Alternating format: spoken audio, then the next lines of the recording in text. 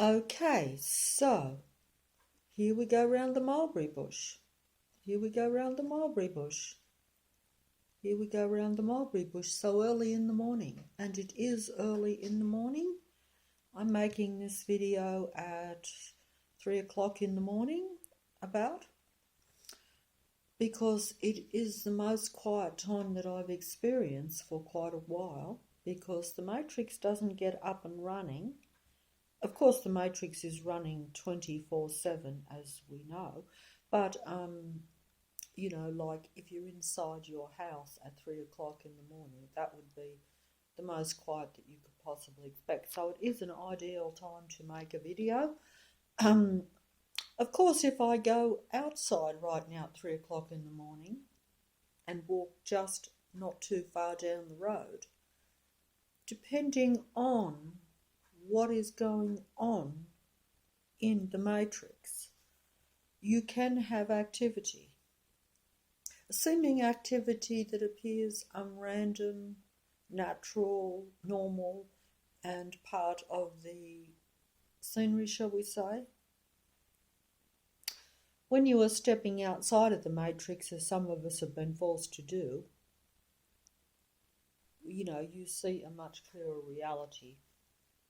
And I must relax here because I could feel myself tensioning just thinking about some of the figures that you see of the matrix. And I'm not going to go on about that because I'm going to go on into the souls and movies and stuff, and ramble as I do in these days. And that may suit some people and not suit others, but it's not the ideal way to make a video, no, and it's not the way that I intended to. But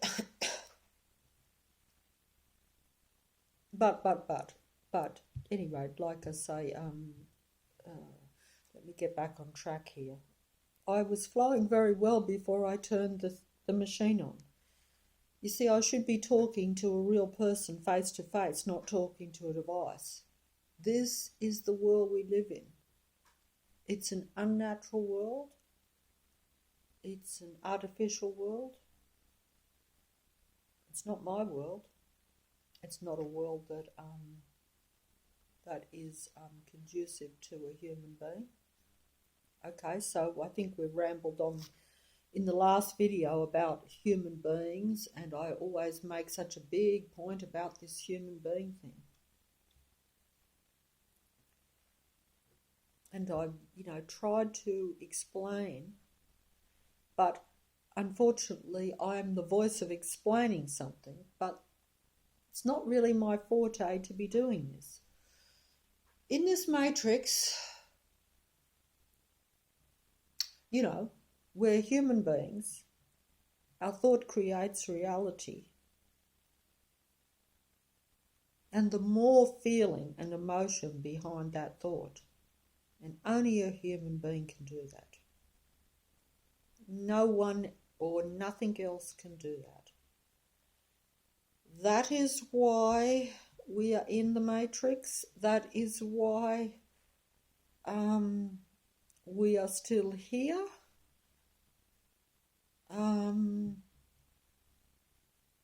Only a human being can create the reality, because only a human being has the feeling and the emotion that goes behind a thought. Those of the matrix, the mind of the matrix, not the mind of the human being. We have to separate here. You have to realize that all is not one. All is only one of the matrix. The matrix is all one. The matrix is a joint mind. That is why the matrix, like I said in the previous video rather poorly, is perfect in what it is. It is complete in what it is.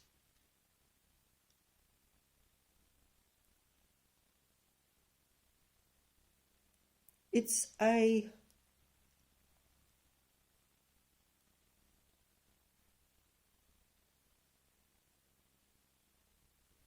perfect monstrosity.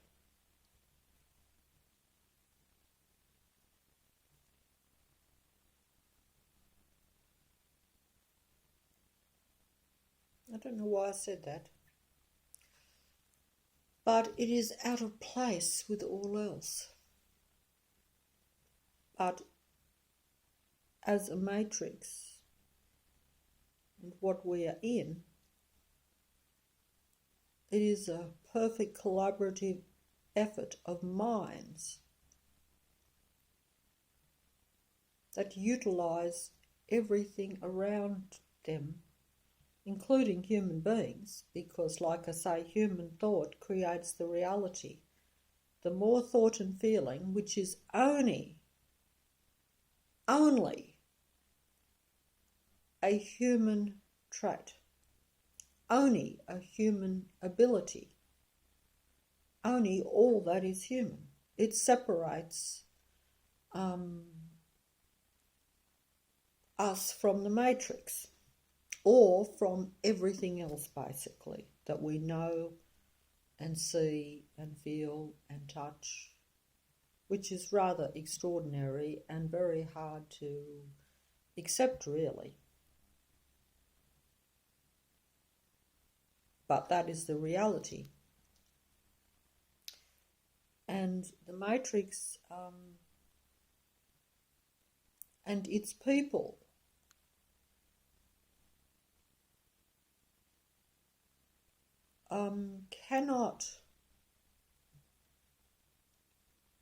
they are complete in what they are, because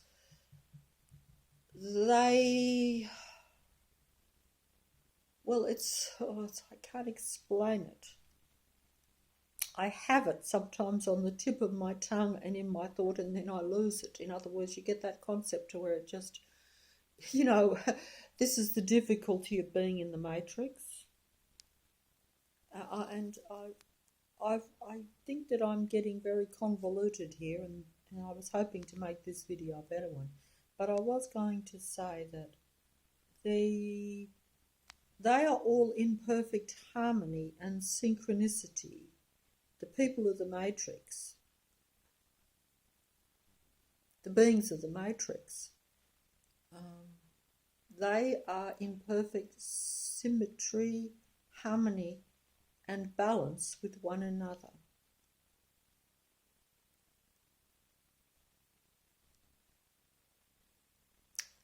Whereas human beings, in extraordinarily limited numbers by comparison with the people of the matrix, because this is just a mindset, okay? The matrix is really a mind in a way, just as the human being is really a mind, because the human thought is creating the reality. And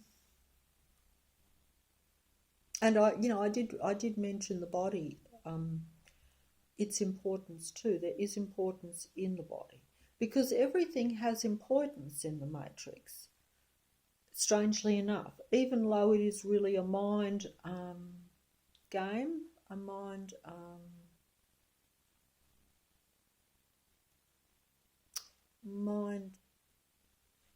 it's a challenge for your mind, yes, and it's one that we lose most of the time. That's why I've often said that it's checkmate in the game, but that does not really matter as much as what we think. It matters in a way.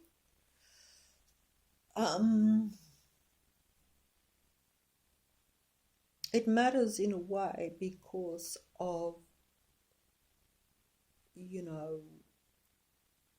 what I now consider to be the basic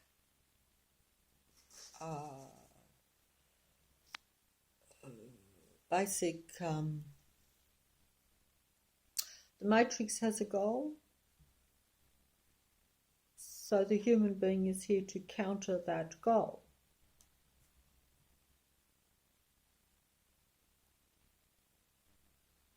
But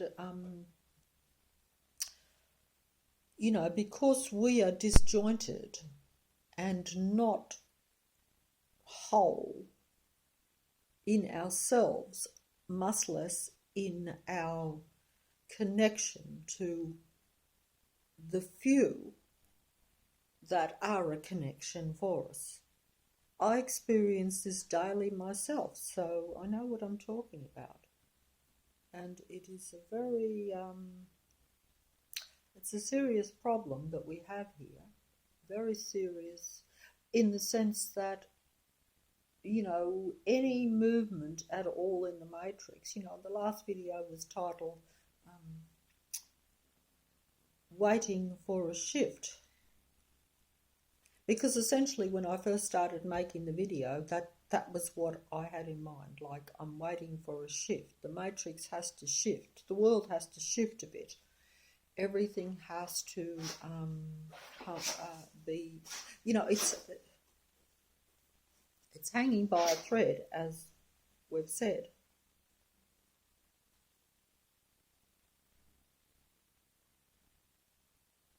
Even though the game has already been played, and in many ways it's checkmate. It's checkmate for the matrix.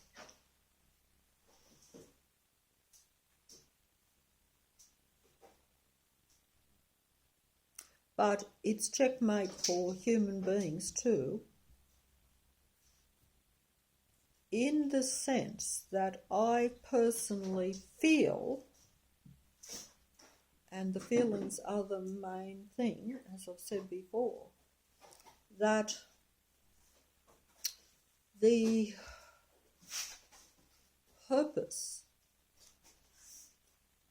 is for human beings to put themselves in the same position that the matrix is already in, that the matrix has already accomplished.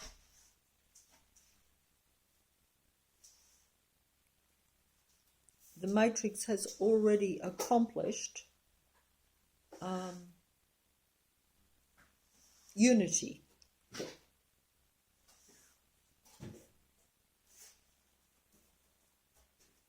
But how could it not? Because there's very little challenge to the matrix for that.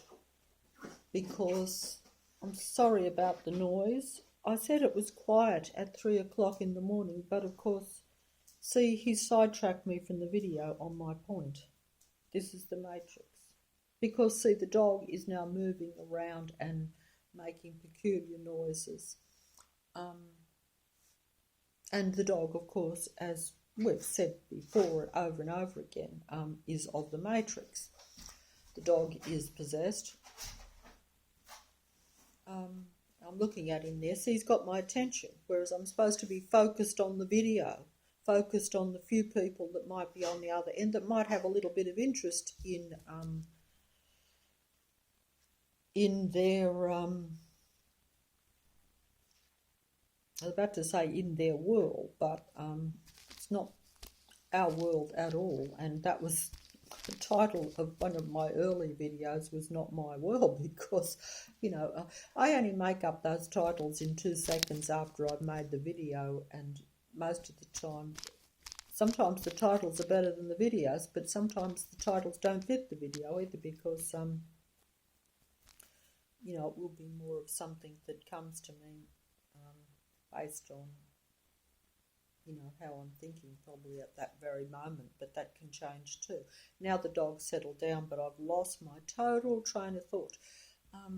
And I was actually going to do the video, which I will do if I'm, you know, if I can, at some point, about the nature of the matrix. In other words, nature in the matrix, or animals or species in the matrix apart from humans and the people of the matrix. In other words, human people that are matrix controlled. You know, human people that are matrix controlled. And the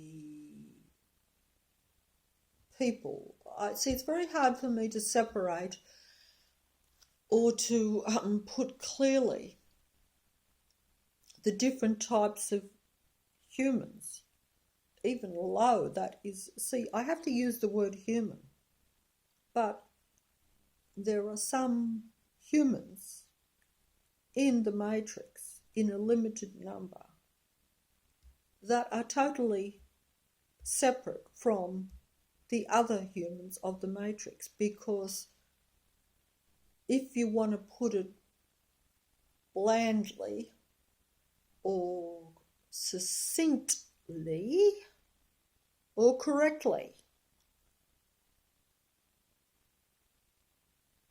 and I use the word human because I cannot find another word. We think a human is something that looks like me, that has a head and two arms and a body, and isn't a cat or a dog or a bird or something like that. That's part of the game of the Matrix. And that is why we keep playing in the Matrix, because we are playing with other apparent human beings and other apparent life forces and other apparent species, like animals and birds and fish, etc., etc. We are not. We're playing alone. There is no other human beings.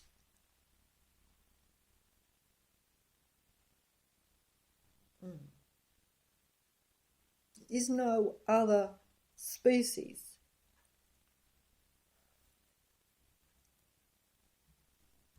It's all gone. Long ago, probably, for all I know. I don't know how long. I don't know when. Time is the illusion too. Like I say, that's the real illusion, is time. If we could grasp that. The Matrix grasp it. The Matrix knows all, but it doesn't have power over all. It has power over human beings.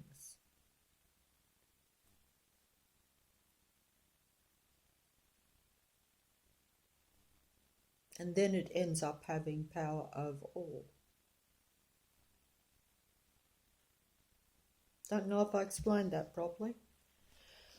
Of course, when I make my airy fairy tales that are airy fairy and whatever, you have to have the details, and I leave out the details. It's for you to fill in the details, and some of you have more than enough details. See that? So I'm going to try to get back on track here.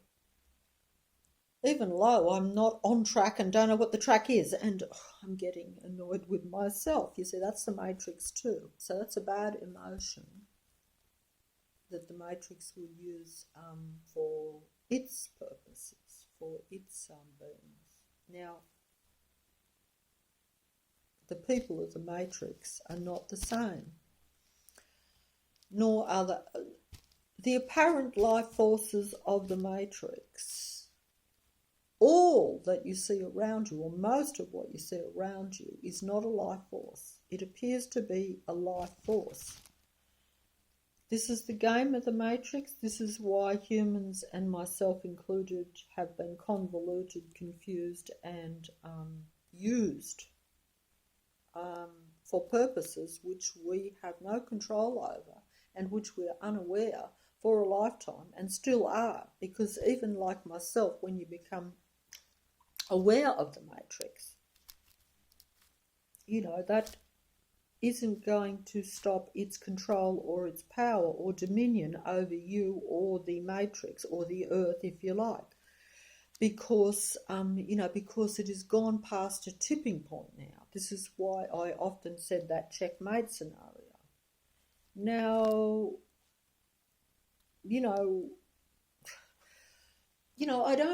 I can't talk on these things because I'm alone. If human beings, assuming that I'm a human being and you're a human being, okay? Most are not.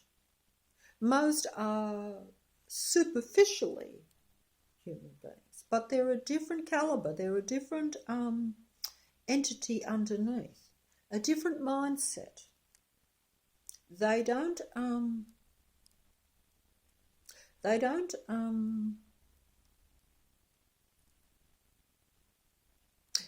create the reality with their thinking or their emotions or their feelings, because because the beings of the Matrix, the people of the Matrix, have long ago discarded feelings and emotion.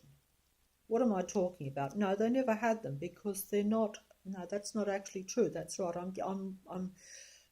That is the psychopath that has done that. Psychopathic personality, which is a human though, which is the same as the limited number of people that are left in the Matrix now at this dying stage, shall we say. Yeah, I'll say dying stage because most is dead. Okay, we've established that. I've established that anyway, but it's up to each person to establish what they think. But it's very hard to accept or to see what appears to be a living life force as a dead spirit, shall we say, or a non-spirit, really. I would say a non-spirit. See, I'm trying to use language and words, and some of you will understand how difficult that is, because words have escaped you. The language barrier, the lost in translation that I've talked about, the movie, or the lost in translation, because I'm just taking the title. Most is lost in translation. I'm doing my best to translate what I think or what I conceive to be the reality, shall we say, in the fanciest way possible, by the way, using every bit of language. And don't forget that I am convoluted by the Matrix. And the more powerful you are, the more convoluted you will be. Because the Matrix aim is to suppress, stop, and defeat the human being from connecting to the few, and to prevent the real human being from collecting the lost black sheep, of which we are all now become, because I consider myself definitely a lost black sheep of this world, more so now. I always considered myself a black sheep, but I didn't know how lost I was, and I didn't realise the Matrix or what was around me. So I thought I was just lost in myself a little bit and not part of the world. That's actually not a bad thing, but I wasn't not part of it because I was at the higher spiritual level, like I've said in other videos. That old saying, you have to be in this world but not of this world. No, I wasn't like that. I was of this world. I wasn't in it. I was separate from it. But I wasn't elevated to a higher spiritual level to where I was, I was more like an outsider, and of course the Matrix plays on that too, as outsiders. Everything that is human or that is individual or interesting for a human will be used by the Matrix to make the Matrix appear more real. So when I glamorise myself by, almost glamorising myself by saying I'm an outsider, whereas I'm saying that is not to be glamorised. We have to be very serious here, and I don't normally get serious, but you can't glamorise anything. You can't glamorise yourself, you can't glamorise anything in this Matrix, because it is a serious thing. It is, everything I say can be taken the wrong way, to where I'm glamorising myself. where I say, yeah, I'm an outsider. So then everyone says, oh yes, you're an individual, you're an outsider, you're not swayed by the matrix, you're not swayed by society, you're not swayed by this. This is actually true, but at the same time, that can be an identity too, and it can be. The only reason I say that is because the matrix operatives, the matrix disciples, the matrix demigods, all those that are the players. See, it doesn't matter so much to me because I'm a small-time player. At the matrix level. Below the surface, human beings are the big-time players because, their power is used by the matrix. Because the matrix disciples, followers,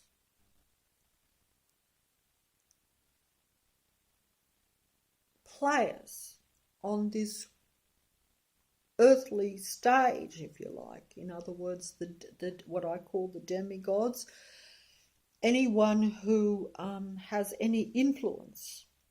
That the demigods' power is in their influence, not in their vibration.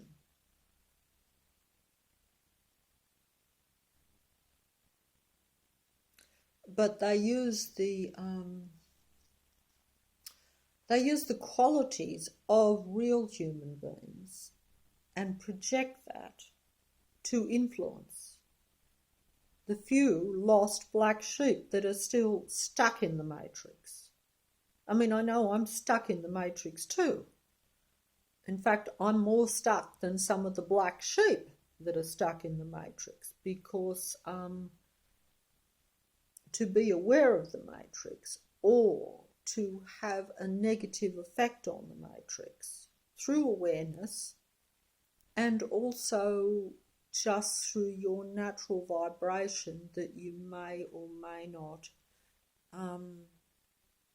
flow with the matrix. Whereas if you're a lost black sheep and you're flowing with the matrix stream, shall we say, you will be left to flow with that matrix, and you won't be as disturbed, you won't be as hassled. You'll feel a lot better than those of us that are aware of the matrix.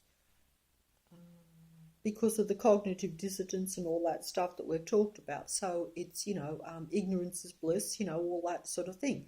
And bliss is what you want. But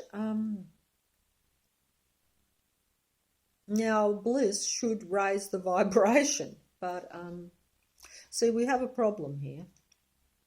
I think that's a matrix thing. We have a problem here. We have a problem.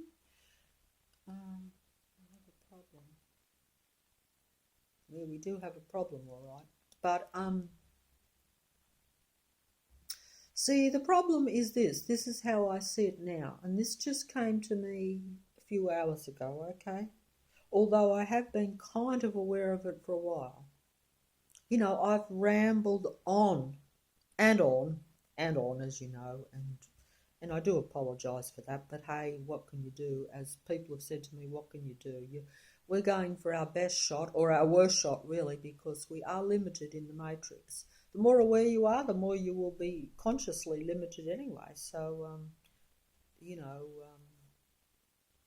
in fact, in some ways, I think the lost black sheep that are in ignorance and bliss, in some respects, if they have any vibrational pull or any strong emotional vibe, shall we say, as they should have if they're a real human. That's just the term I use. I have to say real human because I can't think of any other term to differentiate some from the matrix and from the people of the matrix and for the joint collective of the matrix that is not only in the dark, but chooses to be in the dark, but is of the dark. If you want to put it bluntly. I thought I put that good. Okay, I'm going to... Now, see, I'm going to get carried away with myself there, you see, and that is the matrix too, because that the ego thing, as we mentioned before, is very much of the psychopath. Many of our relatives are encumbered with the ego trap and the ego mentality, which is often of the psychopath and the narcissistic personality, psychopathy, or whatever you want to call it.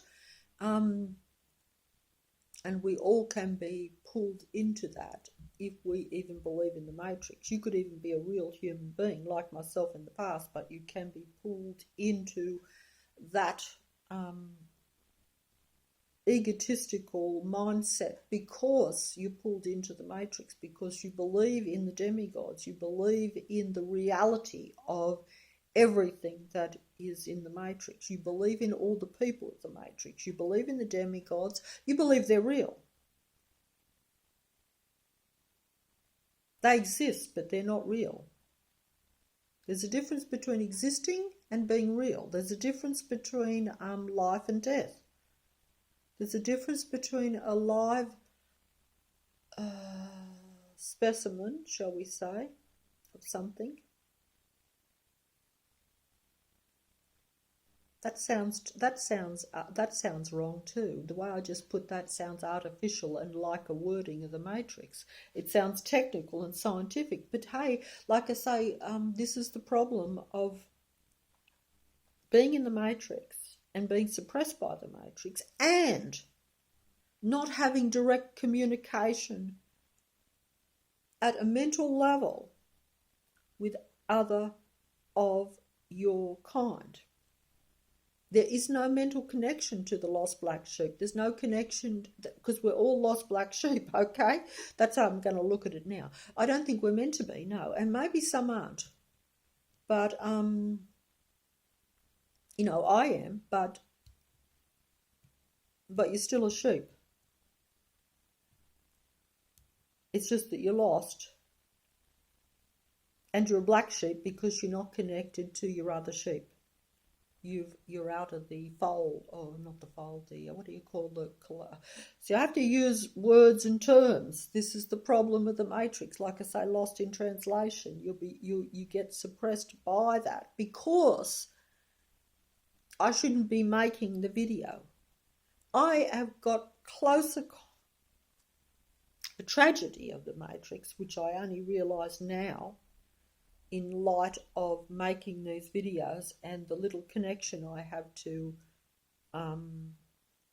someone else on the side of the other side of the screen, or on the other side of the world, or whatever. The tragedy of the matrix and the tragedy of making the video is that, like I've said, I am making a video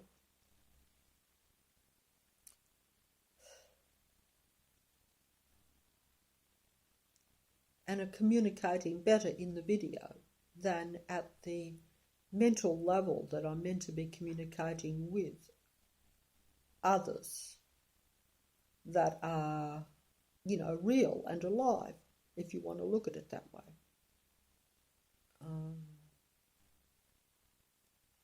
And that is part of the trick of the matrix too.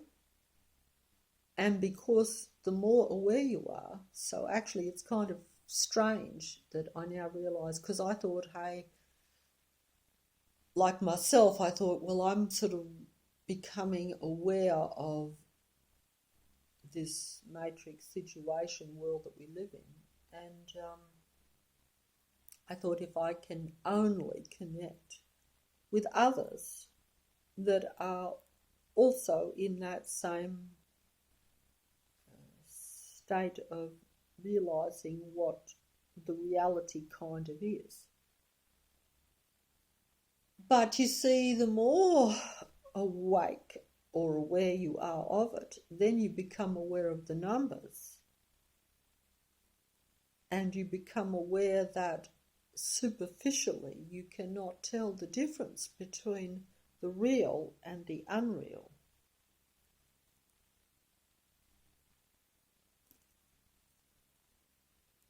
Or the dead from the undead, if you like.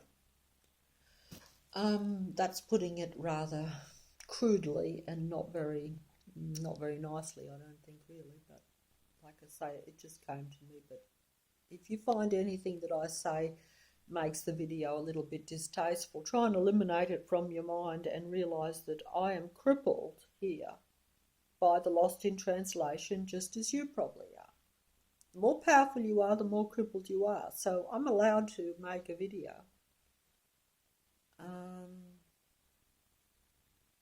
Because it is not my strongest point.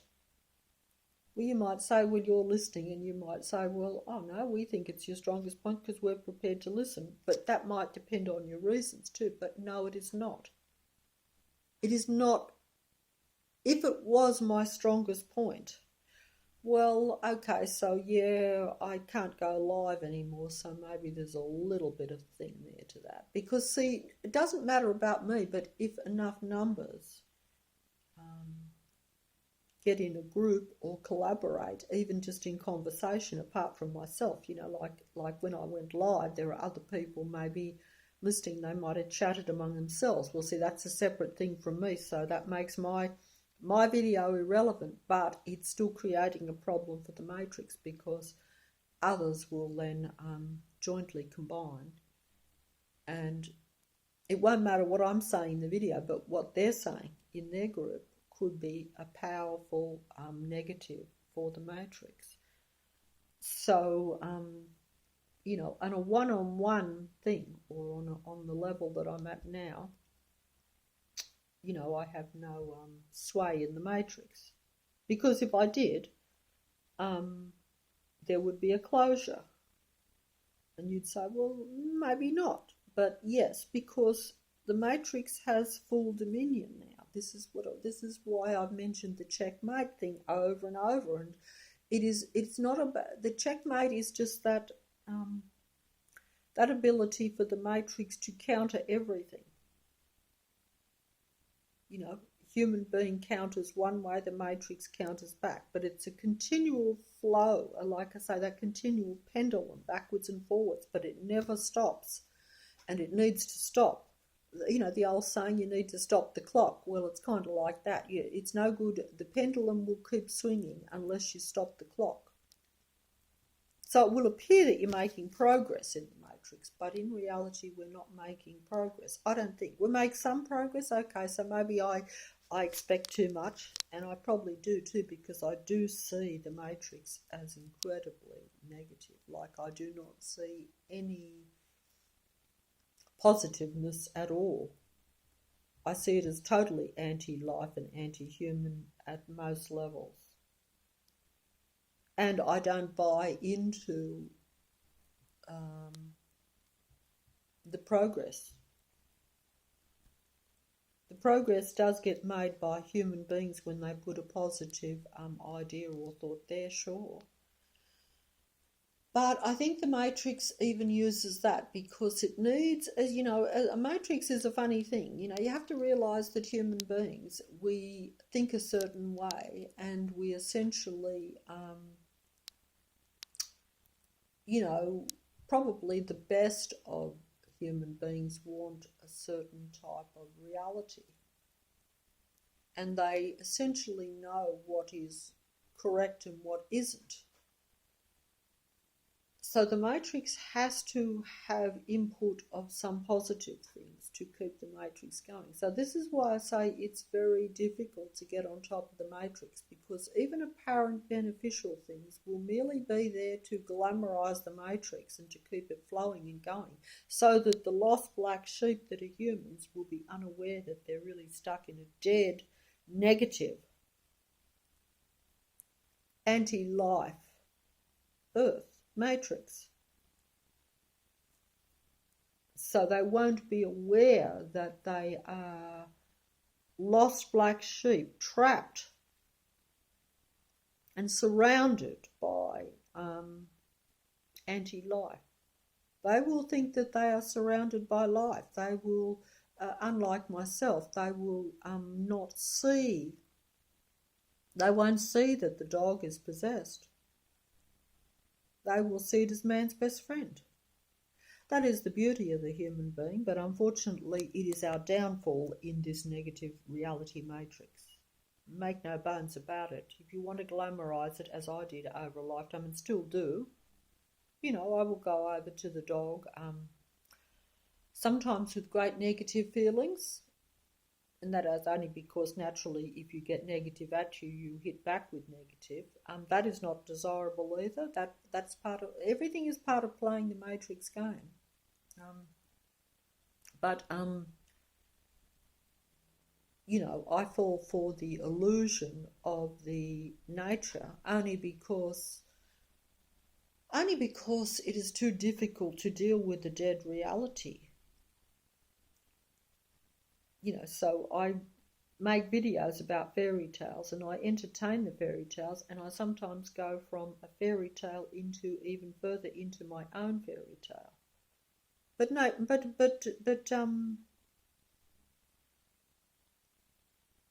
but I never completely buy it, so you don't have to stress yourself that way. There's no way that I can completely buy it.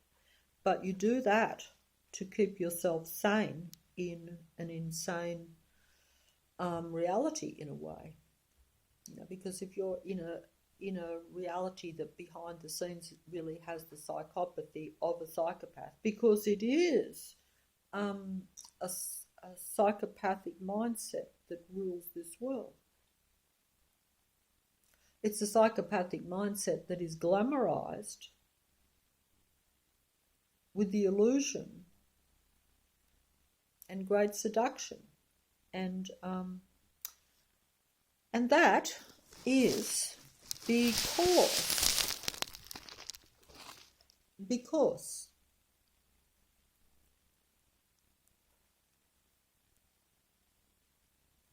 there she stood in the doorway. Hotel California, there she stood in the doorway. I'm going to go around the mulberry bush now, by the way, so turn off if if it's too much. I would, because, it will not be coherent from now onwards, okay?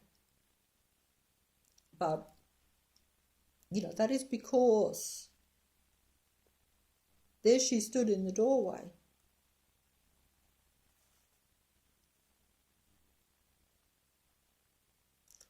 The seductress, the people, the apparent people of the matrix. They are all femme fatales.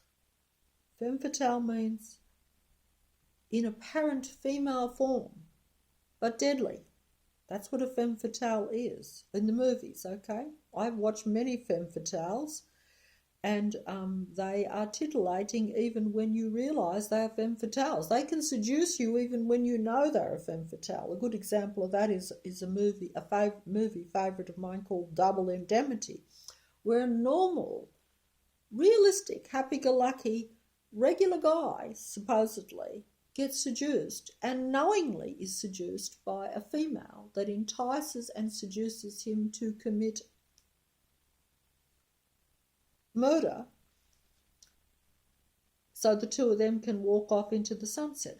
But the femme fatale, or the seductress of the matrix, is so tricky and so clever that it can convince you to do something negative while you believe it to be something positive. Or it can convince you that even though you know you are doing a negative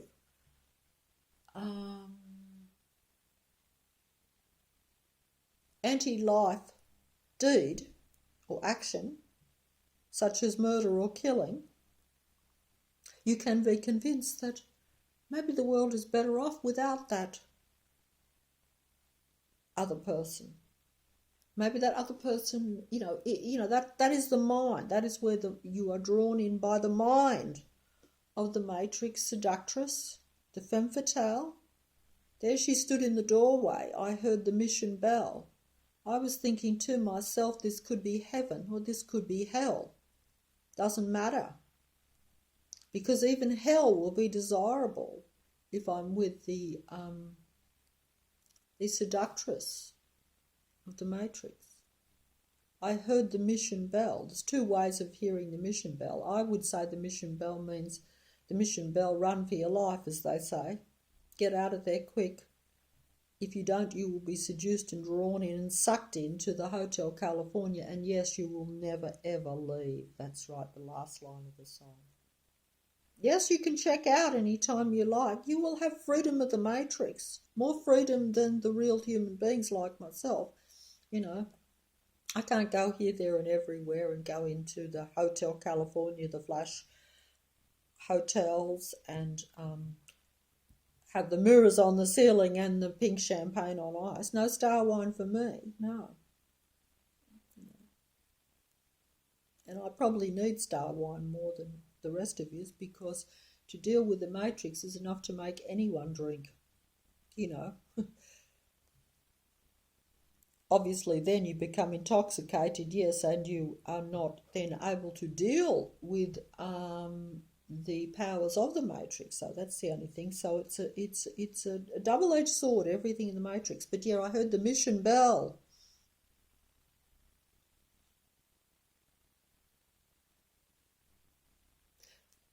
And the voices are calling from far away. Hotel California. We're inviting you in. The mission bell. I heard the mission bell.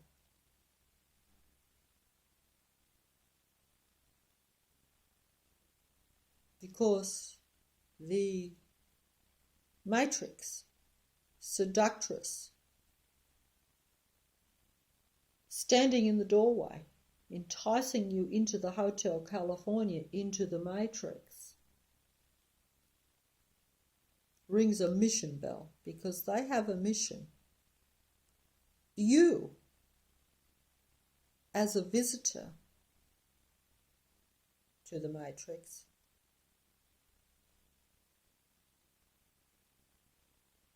your mission should be to avoid their mission, because they have a mission to seduce you into the Hotel California. I heard the mission bell and I was thinking to myself, just a quick thought, wake up. You know, because like the fella in Double Indemnity, knows that he's doing wrong, knows that he's been seduced by the femme fatale, but still cannot resist it. He's a clever, intelligent, sane, rational man, but is still enticed, seduced, drawn into the spider's web of the femme fatale, the seductress of the Matrix, the demigods of the Matrix. These demigods will come in different levels of beauty, power of seduction, depending on who you are, where you are. But don't forget that because we're in, you know, I can only speak from myself in this point of view, so obviously, you know, I do think that human beings, the most powerful human beings, are very suppressed. When I say the most powerful, I mean those that have the most ability to rock the Matrix. And this is not really a reflection on, you know, that's not like saying that if I rock the Matrix more than you, that you are less than me. No, it's not like that. It's merely that all human beings, this is my view now, and I could be wrong. It's all a fairy tale. Make of it what you will. But the Matrix is a joint collaborative effort of minds. They're technical minds. They're controlled by a technical God. They don't have random, free thinking feelings and thoughts that can just rock the Matrix, okay? They can't do that. They have a stable, complete technical mind, but it don't go nowhere. It's controlled by the matrix God and the whole matrix, the earth. It is a collaborative, it's a collaboration, it's a collaborative mind. It's one, it's whole. Like I say, it's complete. But it's out of place with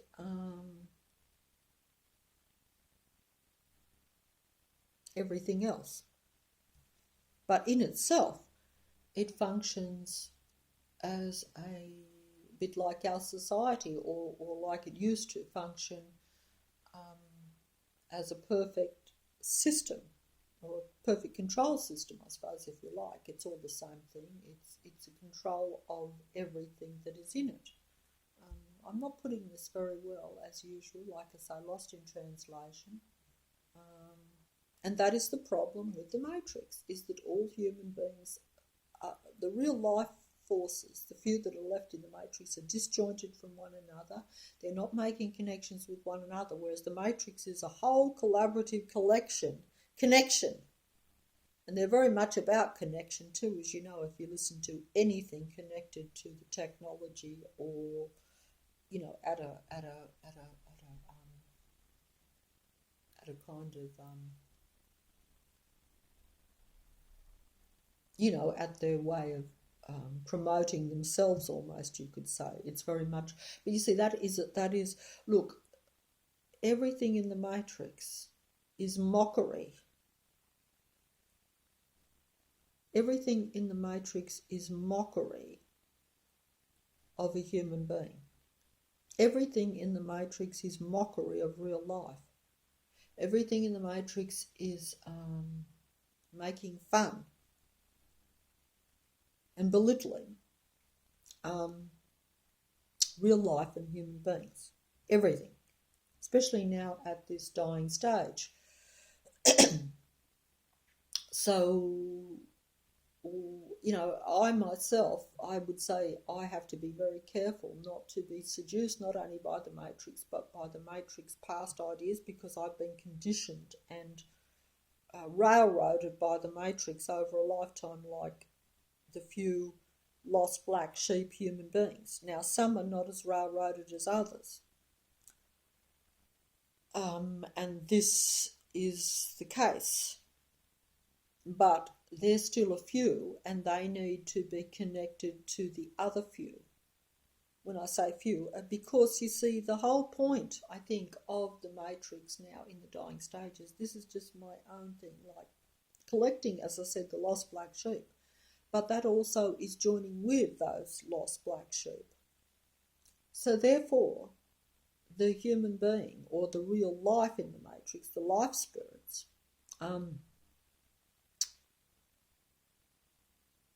okay, so I'm going to go into fairyland here, and I'm just going to throw some hope at the Matrix, or hope at those that don't fit in with it. And say that, and I think probably most of you know this anyway, but like I say, I would have to say that regardless of what I am, regardless of what you are, and regardless what the position actually really is with the Matrix at this dying stage, regardless of how that pendulum is swinging, or who is able to rock it the most,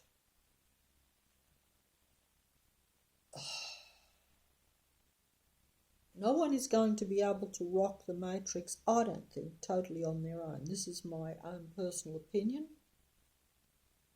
It doesn't matter to me whether I'm correct or not about this. In some respects, I hope that I'm wrong, because if there is a more powerful human being out there than myself that can rock it, that suits me fine. And that would be a great, blessing, shall we say, at this time. But I don't think that is the case, and I don't think that, because I don't think that This is my own view now. And don't forget, this is coming from a loner. This is coming from someone who's antisocial by and large. Yes, I'm talking now. I'm the sort of person that is fearful of people or has been fearful of people. But if you throw me into the company of a person, I will gabble on and ramble on like I do in these videos, as though I am the most gregarious chatterbox. And I will just do that out of nervousness. And I will put so much energy, yes, which the Matrix consumes, into that conversation that I'll be completely drained when I'm finished. And it will only be a one-off. It might be something that I do once every, in the past it might be something that I do every few months. Only, in other words, only if I'm confronted with other people. So you give a false impression. But I'm going to say that it would naturally suit my own personality and my own life experience and what I've just been used to, because it's hard to break away and become what you were probably meant to be all along, because I don't think you're meant to be from the day you're born isolated and go along that line. But you probably do it for different reasons. I'm getting too personal here and wasting your time. I'm sorry about that, but I just wanted to explain that for me to say that there is meant to be a collaboration of real human beings, I would think, at this dying stage. I would say it's a necessary, even if I consider it something that I can't manage and find stressful to do, it's what you'd call a very necessary thing, almost like necessary evil, if you really find it so hard to do, because a lot of the things that we're being asked to do, I know myself, it goes against what I find comfortable. Yeah, that old saying, out of your comfort zone, well, it certainly applies. I will find myself, and you probably will be the same too, where you will be almost forced to go out of your comfort zone, and forced not by the Matrix, but also by your own mindset, because you will be fighting yourself and the Matrix. And you will find that, just like myself with these videos where I just say stuff that, I don't always know where it's coming from. But it's coming from your inner feelings and your inner self, in a way, if you want to look at it that way. So it's something that you might have controlled more in the past, and maybe even something we should control to some extent, because the Matrix will use it as well. So I express myself in a video, but like I say, the Matrix uses all that, uses that as well. So it's a double-edged sword. Everything in the Matrix is now a double-edged sword. Everything is like that, which means it has its advantages, but it will also have its disadvantages, and that's the game you're in. And I've lost track of it here, but I've lost track again. I'm so sorry. But yeah, the collaborative effort, because what I'm trying to say, and this just occurred to me recently, is that because all of us have been suppressed. So I said at the start of the videos that human beings at a higher level, or maybe out of the Matrix, in a different domain, shall we say, a different reality, would have many more abilities. But most of our abilities are suppressed by the Matrix. They only want to squeeze what is a benefit to them out of you while you're in the Matrix. Your feelings and thoughts will only be used to create their reality, not yours, or in other words, what they want. It's like everything else, people get what they want out of other human beings. That is particularly a Matrix, or a Matrix people, or a Matrix being or beings way of looking at things. That is their reality. Everything is for their sustenance, not yours. Whereas a human being, a real human being, should supply their own sustenance, but they don't drain other life forces for it. like I get, a human being has enough energy of their own, and provided it's not drained by the matrix, they have no need to drain another life source or even drain the matrix in any way for their, for their, for their well-being, or for their, for them to stay alive, shall we say, because they already have the life in them. But the matrix is anti-life, so it needs to drain other life sources because it has reached its dying stages, where it's, it can't. Also, it needs that to keep the lost black sheep playing and trapped in the matrix, if you want to look at it that way. I didn't put that very well, I'm sorry about that. I'm sure I could put it slightly better to where it makes a more real sense, because I mean it's airy-fairy and it's a fairy tale, but like I say, even fairy tales need the details. I leave out the details. The details are important in a way. But, because I'm explaining it to people who probably have more details, I can get away with that, shall we say. My lacking that way, I can get away with it. So I'm lucky in that respect, but at the same time, I should have more details. But you see, that's just not my ability. That's the level that I'm at, and that's, I'm detail-minded, but I focus on sometimes wrong details. I can see the details of the matrix, how it is playing its thing now, but I don't have knowledge of anything that doesn't relate to the present, or I have a very limited timeline, a very limited timeline scope to where I can see things. It's enough, as you can see, to have woke me up to the whole matrix, but then again, the matrix has also exposed quite a bit to me too. Now, whether that is deliberate or whether that had hoped to push me into total insanity, but of course there is no insanity. Or that is to push a human being into apparent insanity, to where they appear to have lost touch and therefore are not capable of remaining in the matrix at the earth level. And that is, I'm not putting this very well, but that's just designed so that then you will look that way, because you will attack the matrix and play the matrix game the way it wants to be played. So you do have to be careful not to.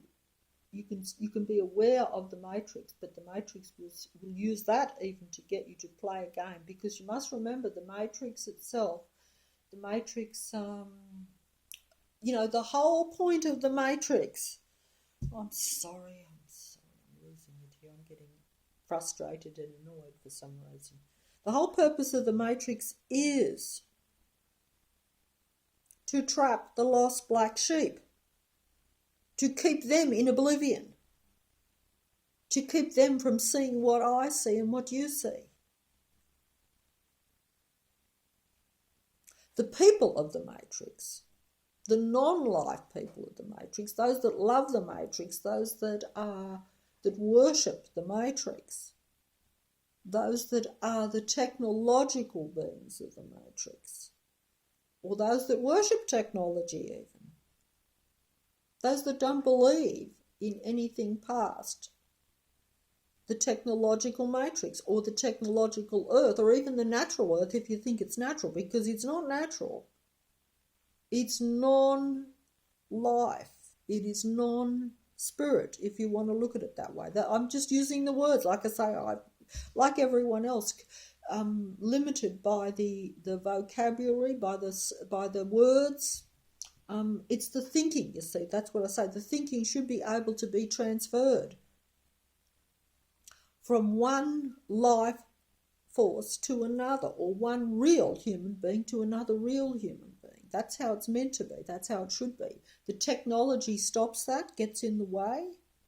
This was left to me months and months and months and months ago by someone when they mentioned how, because I was comparing that connection to tram lines, I think, in my video, like I do with my fairy tales. And I mentioned this before, how some people's lines are all rusted up and therefore broken. And so there's a gap. So the thought stops at that and doesn't get to the other human being, if you want to look at it that way, if that's how you want to look at it. I'm not putting this very well. But either way, the technology itself will be used to stop even the few tram lines that are still working. Because it's a frequency vibration world, or Earth, matrix, of course, because it's a system, a controlled Earth world.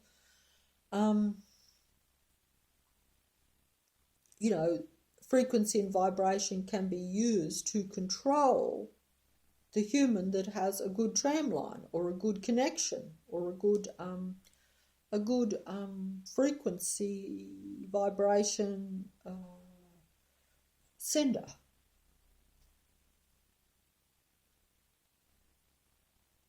Like I myself, I can't. This is just going to get personal here now. I may as well, because it's the only way I can use an example. It's frustrating, but I could be more arty about it. But like I say, I'm not up for that. Like myself, right? Okay. Like I consider myself. I don't know if my tram lines are working or not. I only have the feedback from the matrix to determine what I would think is a potential possibility as to what my left abilities are. And I say left because, like I say, all human beings are meant to have all abilities, but most of them have been suppressed. But some of us have some abilities left, some. And we don't know what they are. They're being used by the matrix mainly, you see.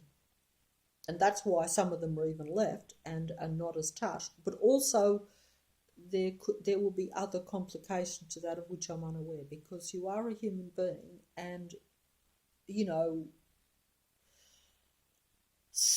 I'm getting complicated here and I'm not entirely sure what I'm talking about, but some human beings, a bit like we mentioned the psychopath, how they succumb to the possession and stuff. Well, some human beings don't succumb to the possession and the takeover of their mind and their spirit and their humanness by the matrix so much.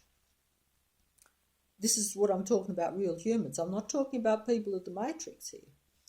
But others might...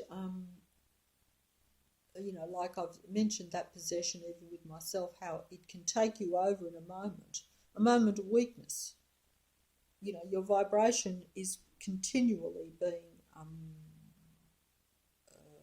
bombarded with negative frequency and negative people and negative situations, negative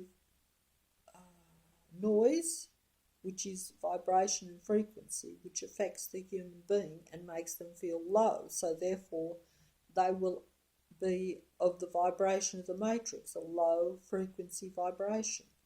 And so therefore, the matrix has full power. That's more or less how it works. But the human being, oh dear. The human being, like I say, some people might... like I would say myself that, Leah, that the limited number of human beings that have any abilities left, that are not completely consumed by the matrix, like we're all lost black sheep, but some of us are trying to find our way out of being lost, out of being consumed by the matrix, and are aware that they are lost and in a matrix. That's the first step, I guess. You know, but I've lost myself here now. It does get confusing. But you see, those that are aware of that then have to decide or figure out, I suppose, really, what strengths they have left. What strengths have not been suppressed by the matrix, and what their position is. But also I would say, and I tried to make this point, I've gone off again, is that because all human beings are suppressed and we only have limited abilities left, some might be operating stronger or weaker in different people depending on their circumstances and, a whole lot of things.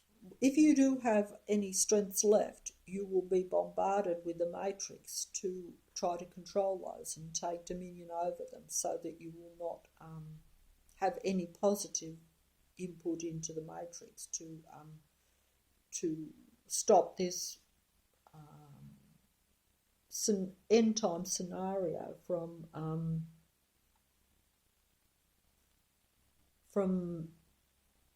continuing on in favour of the matrix people and its demigods and its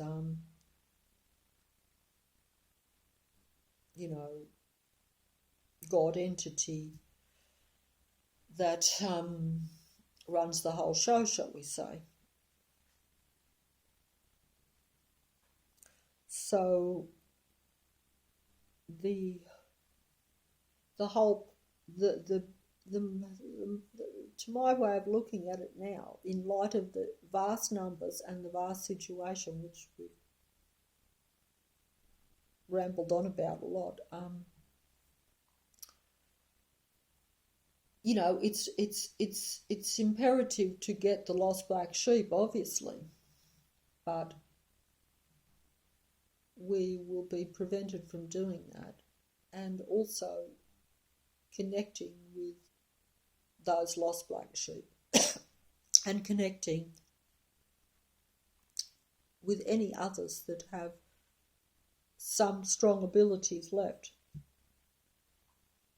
Because alone, like I say, human beings are a force in themselves in their natural state if they were at full potential, but this is not the case. I don't think so anyway, but there may be some that are having an effect. But like I say, even full awareness is one thing. And I made this point, and I had this realisation when I made the videos even a while back. Not at the start, but certainly relatively early on. That awareness is very important for you at a personal level to kind of escape the traps of the matrix, but at the same time, I'm losing it here and I'm getting too arty. But at the same time, a frequency change by real humans who have a positive, strong frequency or vibration, and I don't know what I'm talking about here,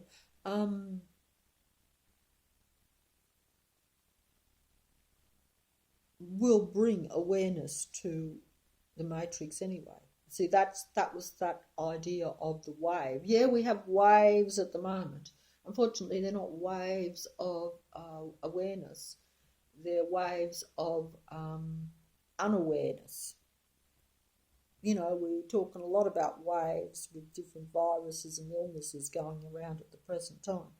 These are not waves of awareness or waves of where everyone's frequency rises and they know what's going on, and then they can make a choice. You know, you can't even make a choice while you're in the matrix because you don't know what's going on. Whereas at least if you become aware of what a situation is, you know, if you want to be with the matrix, you can be with the matrix. You can believe and worship whatever you choose.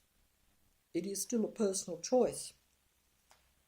But, you know, I think the matrix doesn't want people to have the awareness to make a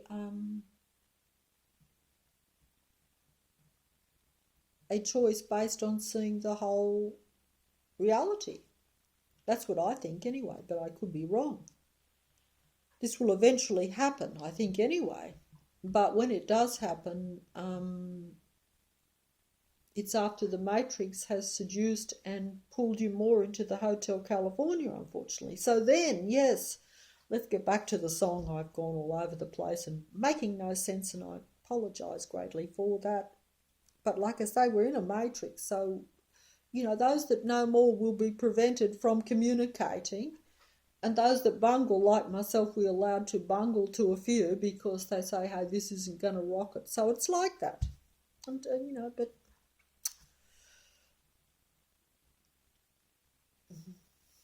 I just think it's nice that I can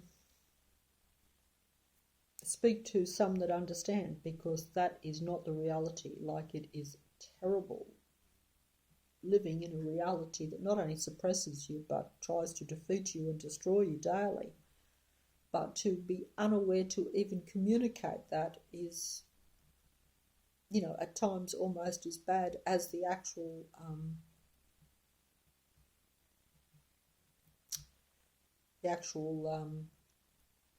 negative, destructive nature of the matrix. It's very debatable what's the most unbearable, really, but it matters not. But, you know, you need to be a little bit more at a better level than myself to get on top of it and say, look, it's all meant to be, it's all going to work out for the best, or how it's meant to be. Look, you're meant to sway it more than what we are, but at the same time, some of it has already been played. Like I say, I personally think it is more a matter of, you know, whichever way you look at it, it comes down to numbers and collecting lost sheep. That's how I look at it now. Regardless of even how much dominion or how much the matrix or the earth controls, which it does control everything, but you know, there's still that personal element, because the human being is really what everything really revolves around, and because they are a life force, whereas the other is a dead reality, a dead reality that is sustaining its life because it has humans still in it, if you want to look at it that way. Because, you know, if you are too dead and too destructive, you know, you can have a little bit of that, but if you have too much of that, it just destroys itself, and it destroys everything. But like I say, it's a psychopathic mentality that kind of has taken over it and is the force behind it, is the being behind it, the force behind it, whatever you like. And that force can't control itself, just as psychopaths often can't control their negative emotions, or that bipolar thing, even, you know, that which it likes to put us into too, that bipolar, you know, that love-hate thing. The extremes, we're always at extremes. I know this myself on a daily basis, you know, trying desperately to defeat the matrix by going into the love mode. But it's purely superficial and false, because you know that you're in a negative, hateful reality. The love-hate thing is, it's not right. It's out of whack, shall we say, completely. And but it's still the best you can do. But because you're not really feeling it, because you can't feel it if you're in a dead world. You can't feel life if you're living in a dead world surrounded by dead people, dead technological matrix people. that laugh at you and me.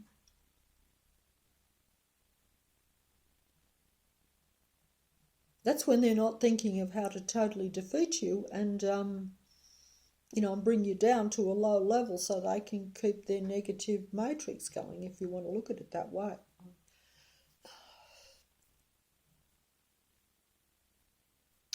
So I'll go back to Hotel California. But either way, wait on, I'll just finish here on that the real human beings that are in the matrix, that are left in the matrix at these dying stages, in limited numbers, in comparison to astronomical numbers of the technological people of the matrix.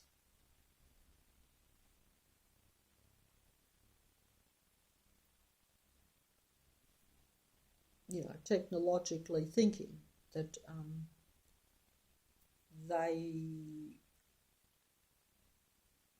they believe in the matrix. They believe only in, they're like that Are We Human or Are We Dancer or Dancers song, that whole thing there explains it very well, that in their true thinking, they've said goodbye to devotion, goodbye to virtue and romance and I'm trying to get the song back now, but the lyrics have lost me again, or I've lost the lyrics. But those kind of human traits that we take for granted, the Matrix laughs at those, and so do the people of the Matrix. But they project those things more than what we do. But they really laugh at them in their thinking, because they don't hold to those things. It's a bit like the killer singer of the Matrix, the band that did the human song. So long to devotion, you've taught me everything I know. Yeah, they learn from a real human.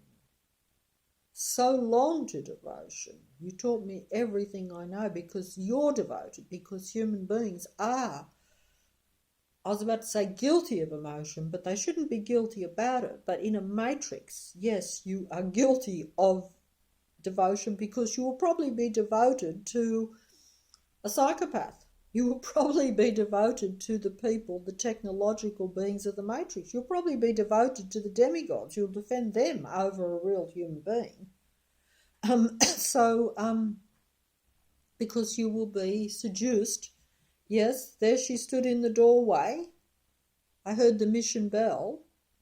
Their mission: come into the Hotel California. We have a mission. That bell is ringing for you to come and fulfill our mission to take over the matrix, to take over the earth, to control all the people of the earth, whether they be real or dead. Matters not. We will control it all. But we need to control the real life and consume the real life in order to keep the dead going. The dead technological people of the matrix. But it looks all life. It's all flowing, it's all moving, it's all talking, it's all crying, it's all loving, it's all this, it's all that.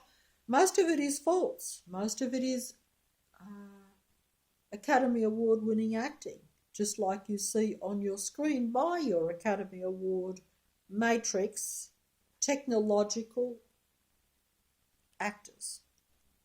They are of the matrix. They are technological worshippers. They work for the technological matrix. They are their chosen disciples.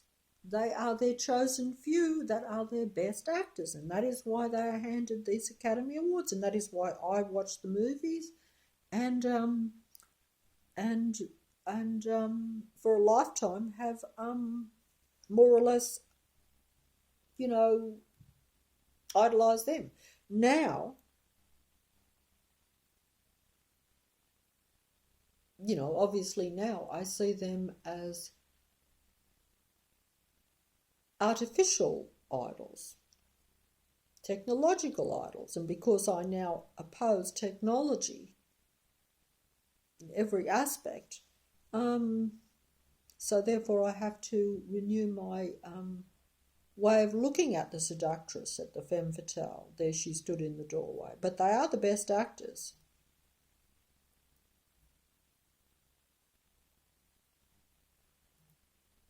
But they also act the truth, because they act the human emotion, they act the human feelings to its hilt, to its best, to its optimum projection of what it is to be human. But it is acting, and that's why you get the Academy Award. Real humans don't get Academy Awards. They get lost in amongst the matrix, as we all are. And that is the purpose of the matrix, to make sure that real human beings are lost in amongst the demigods and lost in amongst the programmed, artificial, Academy Award-winning actors at every level of the matrix, whether it be from your highest social level right down to your homeless. It's all engineered and designed. Now, that's. I'm going to go back to the Hotel California, because it gets to this at the end of the song. So it's okay for me to say program, because it tells you that at the end of the song. There she stood in the doorway. I heard the mission bell. I was thinking to myself, this could be heaven or this could be hell. Matters not to me though now, because I'm going for that mission bell. I'm going to be part of their mission. This looks like a good mission. It looks as though it's going to be great fun to play in the Matrix. Yes, there's mirrors on the ceiling, pink champagne on ice. Even though she said we are all just prisoners here of our own device, of our own weaknesses, if you like. And some choice too, because we chose to go into the Hotel California. Should have ran the other way. There she stood in the doorway. Can't believe I'm doing this song. I sound like a Matrix person doing the song, strangely enough. This is what I say. This thought should just be communicated to other human beings. This making a video is artificial and wrong, but hey, I'll do it anyway. I just thought I have to make that point over and over again, because it is so true. And while I'm making it, I get consumed by the Matrix. I become an actor of the Matrix just in making a video.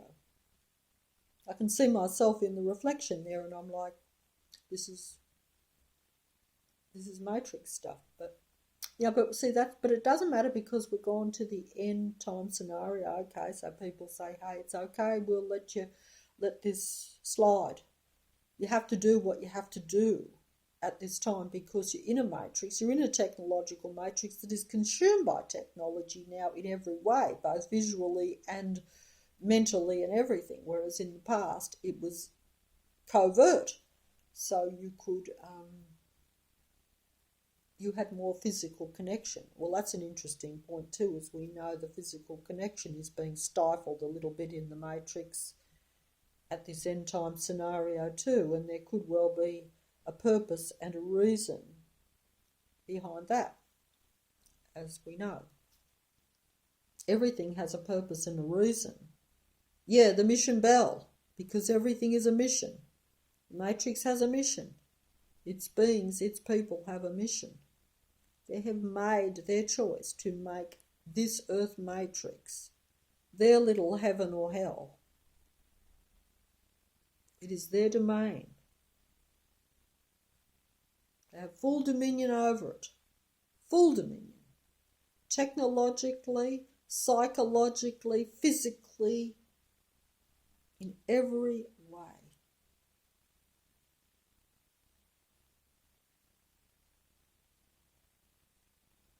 But anyway, there she stood in the doorway. I heard the mission bell. Come on our mission. Be part of our mission. You know, it will be fun. It will be good. You will be with your own kind. Yeah, see, there she stood in the doorway. I heard the mission bell. I was thinking to myself, this could be heaven. This could be hell. Matters not.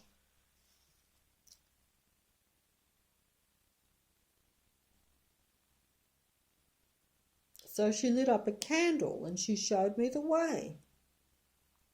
Showed me the way. Showed me the mission. I was lost.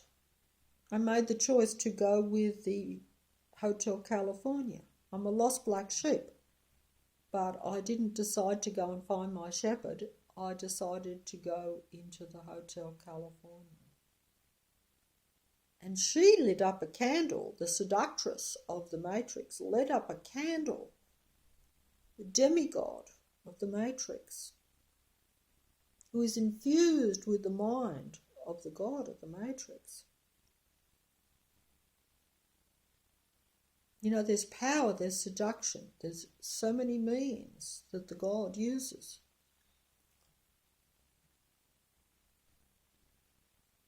And mostly there is the power of changing your mind.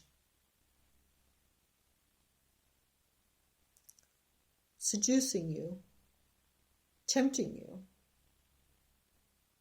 to go into the Hotel California or the Matrix, as opposed to, you know, you're a lost black sheep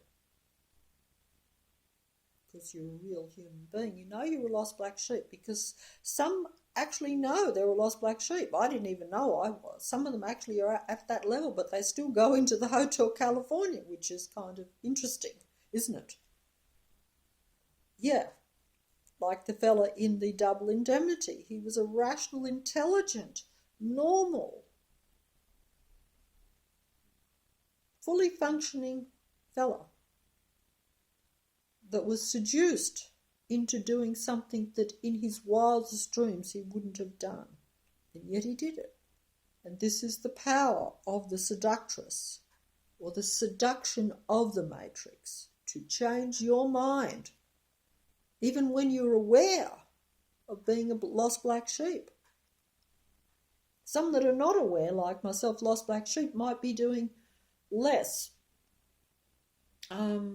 negative input into the Matrix, even though they're in the dark. That's interesting too, because you can be aware, but you can still go for the Matrix. You can still go for the seductress. You can still go for the femme fatale. These are just words to describe anyone or anything that seduces you into the Hotel California. Whatever is your weakness will be your seduction into it. And we've all went at least into the corridor. I think I went into the corridor and then tried to run out. According to the Hotel California, once you get too far in there, you can never leave. You can check out, in and out. You got the run of the Matrix, but you can never really leave. It's got control over you. You know, it's given you its goodies. So, you know, it's like everything in this life. Everything's an exchange, particularly if you're in a Matrix, and particularly if you're in this God entities world. It's not about you being and you sharing with other people or other real human beings. It's about you always taking. There's always an exchange. With real human beings, there's no need for so much exchange. It's one thing to say, well, maybe at this time, I think perhaps even I need to grab from another human being, but that is like because of the desperate times and the end time scenario.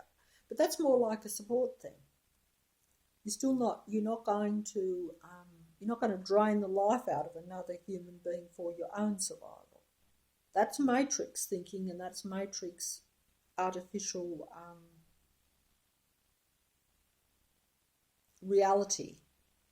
That's the way they work. That's the way they work at a one-on-one basis and at a collective basis. And it's largely chaotic, but it's not positive chaos, it's negative chaos.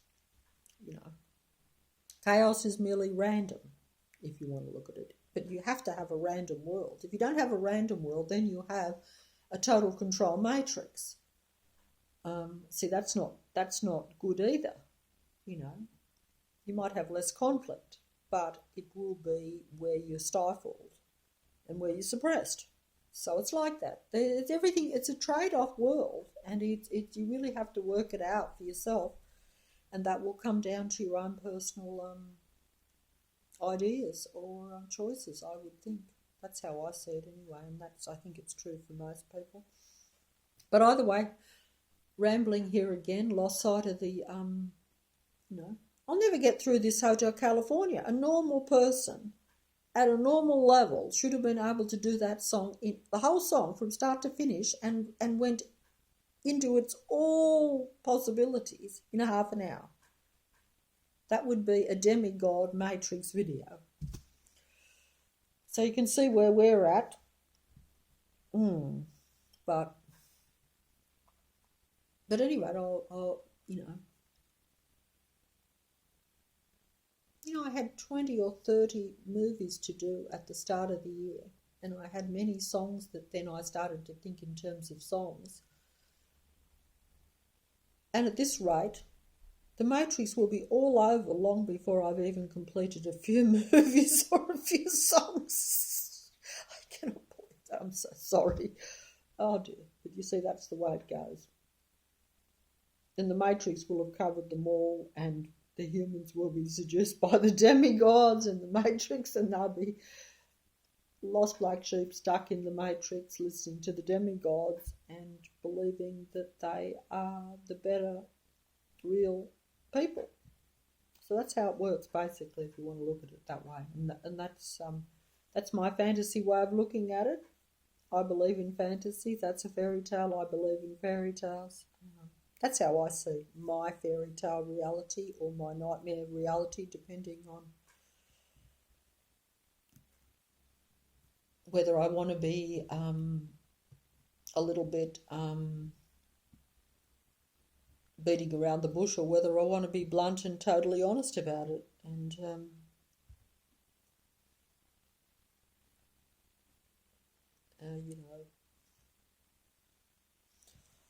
honesty is not always the best policy in a matrix. That's how normal human beings should be, because they have no fear and because they know they are all, and that everything revolves around them, and they don't feel the need for competition, they don't feel the need for threat. But that is not the world we live in. We're not living with our own kind. We are not living with our own earth. We are in an unnatural, artificial environment. We're surrounded by everything that is different to us, that merely sees us as playthings, a necessary plaything, because they have a need for it as well, because they're complete in themselves, but they are a complete dead life force. Human beings are incomplete because we're scattered and we're suppressed, so we don't know what's going on, so we don't know our abilities, we don't know what we're supposed to do, as people have said to me, and we're disconnected from the few that are left, and we don't know who the few are that are left, because we can't tell the difference between the real and the dead. And the dead appears to be more life than the living, because they are Academy Award winning actors, all of them, even those that are not at the Academy Awards. Matters not.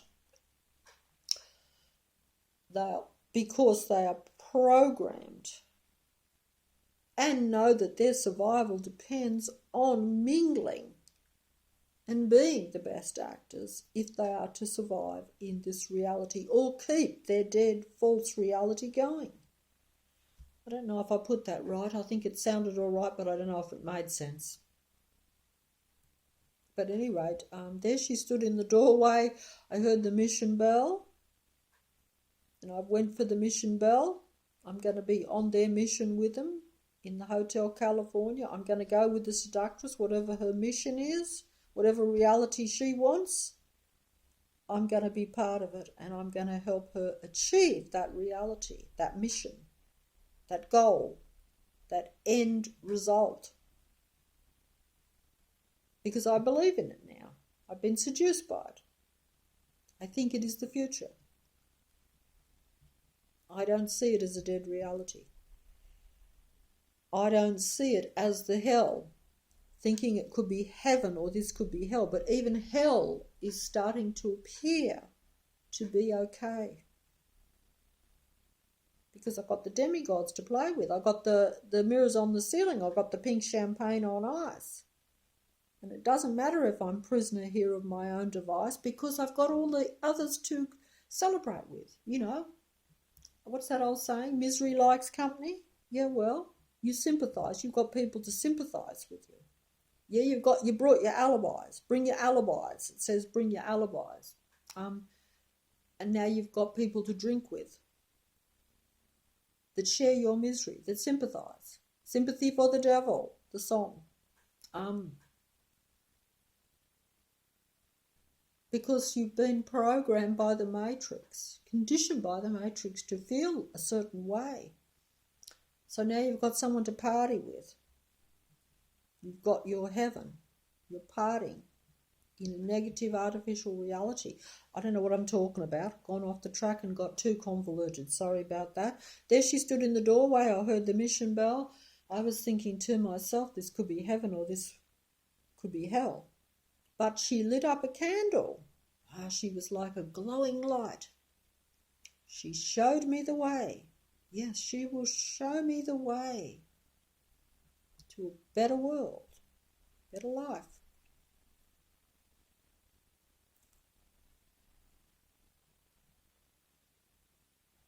Yes, she showed me the way, but down the corridor I could hear the voices of the Hotel California saying, welcome to the Hotel California, welcome to our paradise, or our misery, but you will have good company. You will have understanding. You will have sympathy. You won't be alone. I don't know what I'm talking about. There she stood in the doorway. I heard the mission bell. I was thinking to myself, this could be heaven or this could be hell. She lit up a candle and she showed me the way. And I heard the voices down the corridor say, welcome to the Hotel California. Yeah, we're here all the time. We're always here to seduce you. Now, because we're watching you all the time. Because you're important to us. We need you to keep our reality going. And we're living it up at the Hotel California. We are having a good time. So if you want to step away from the Matrix, you will have a miserable time. Because the Matrix will come down on you. It will punish you for not being part of the Hotel California, for not being part of the Matrix. But you can have the pink champagne if you come to the Hotel California. Sure, you won't have it forever. You'll be dancing for a while, but it will be fun. And that is our promise. That is our guarantee. And we'll give it to you. And they do. And they have. And so, but this seductress, yeah, the lyrics of the song go. This is where I finished off 2 videos ago where I said her mind was Tiffany twisted. There she stood in the doorway. But her mind was Tiffany twisted. She appeared to be the light. She lit up the candle. She appeared to know it all. And she does know it all. She knows all about you, how to seduce you. She has studied you to take you down to the Hotel California. Down into the Matrix, further into the Matrix. Her mind was Tiffany twisted. Tiffany twisted. Tiffany twisted is like she's of the Matrix. She likes all the goodies of the Matrix. She can give you the goodies of the Matrix. She can give you her goodies. Whatever you want. Her mind is Tiffany twisted. She's got the Mercedes Benz. She's got a lot of pretty boys that she calls men.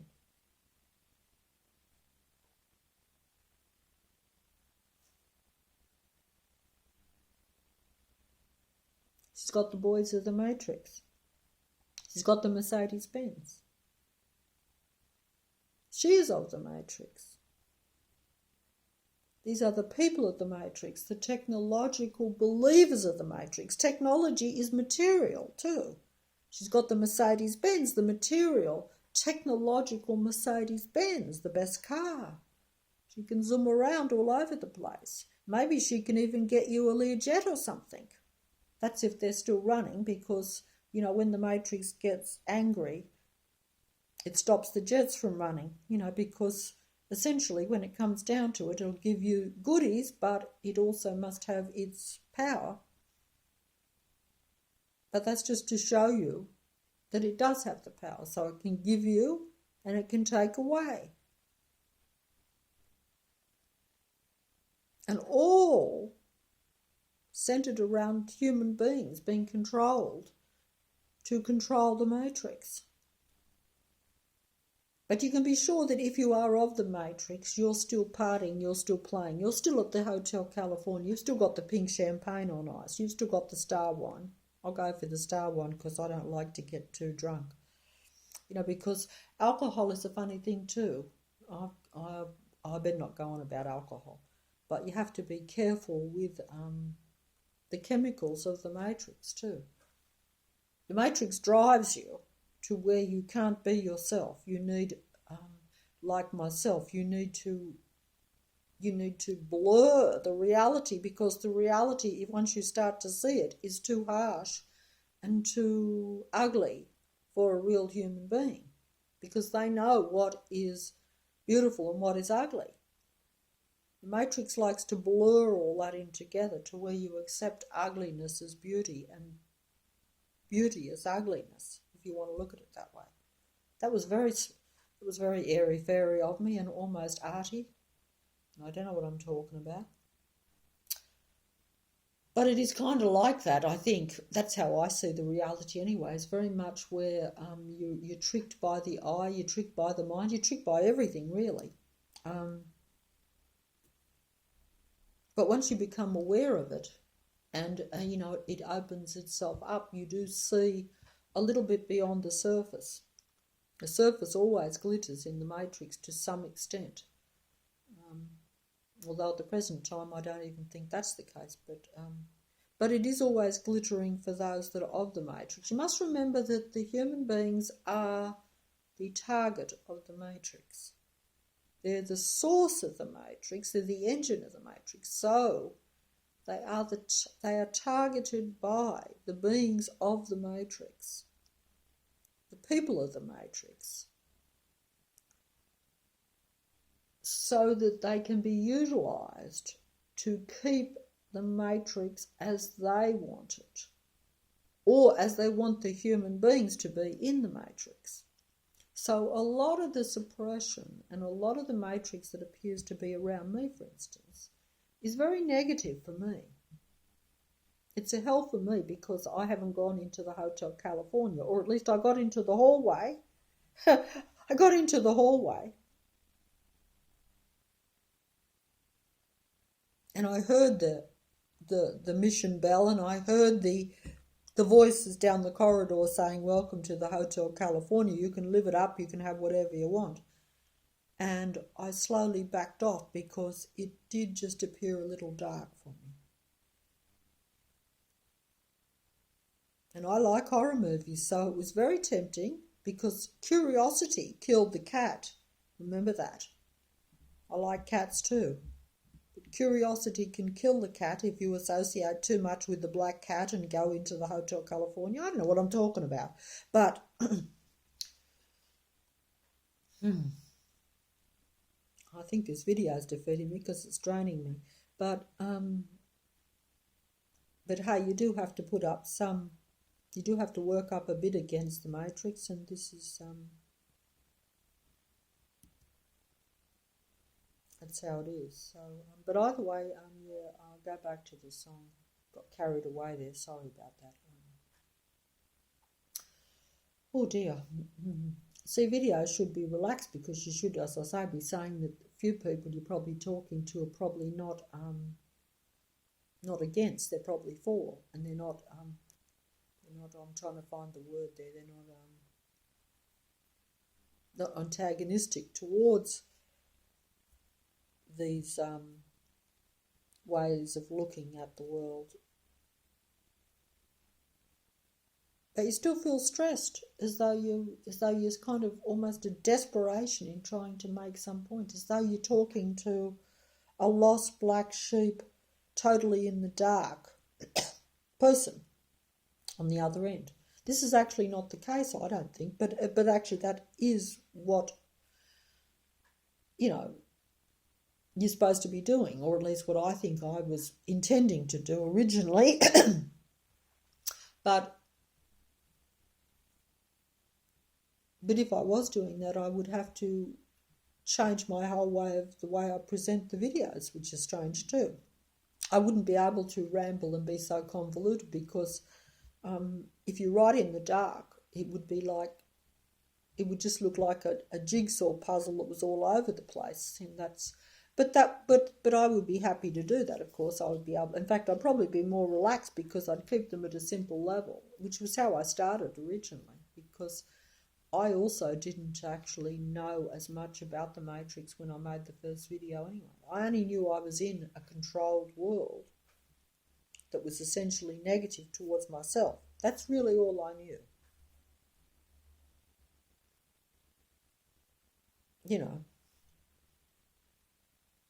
And from that I went from thinking that I was in a negative, physically controlled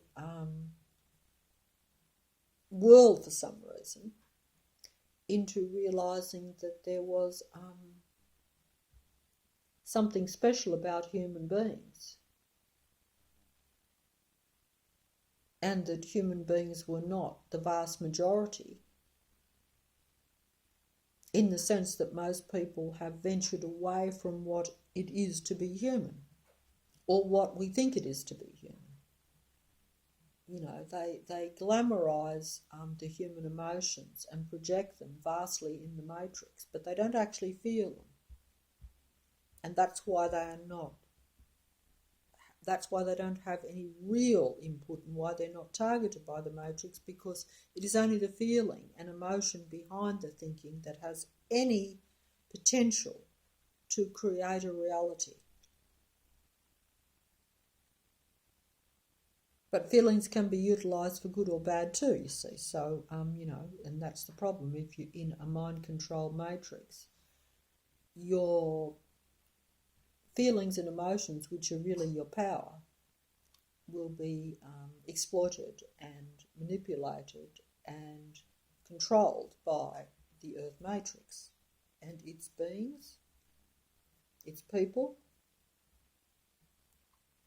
its disciples, whatever words you want to use, but they are the vast majority of what is your Earth.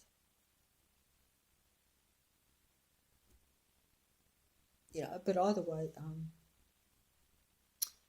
there she stood in the doorway. I heard the mission bell. I was thinking to myself, this could be heaven or this could be hell. She lit up a candle and she showed me the way.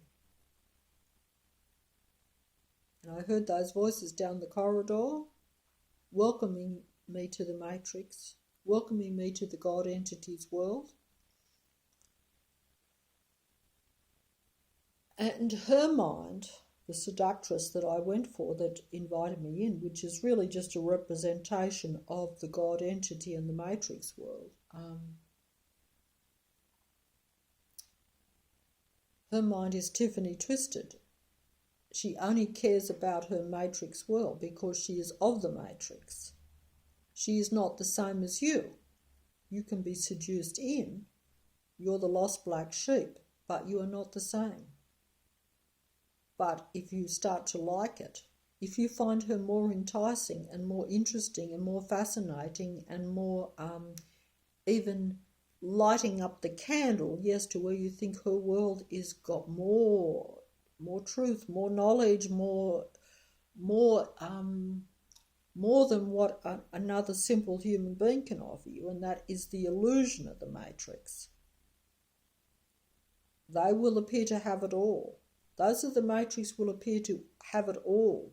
You will bypass a simple, ignorant little human being thinking they know nothing and that they're not worth your time. And you will then be pulled in by the power of the seductresses or the seducers of the matrix. They will show you much more. They will have it all because they have took it all from those that you've walked past. They are the better actors. But they are actors. They are not real. They do not feel for you. They only feel for their own survival. They only feel for their own matrix and their technology and their fake artificial world. It's a false world for a human being. It's not false for them because it is their world. It is their essence. It's their material. It's not yours. That's the best way I can put it. And I don't know if I put it right or not. Yeah, but her mind was Tiffany twisted. That's right. She was connected to the matrix. Connected to the material, technological world of the matrix. Connected to the matrix God, connected to technology. Not connected to you if you're a human being. But she appears to have the best of both worlds. You know, she appears to have the best of what is human because she's the best actress.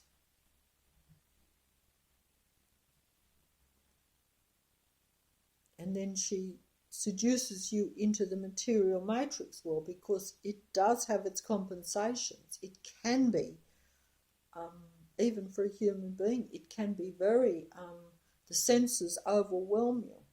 Yeah, the pink champagne. You know, the plush surroundings, the comfort. You know,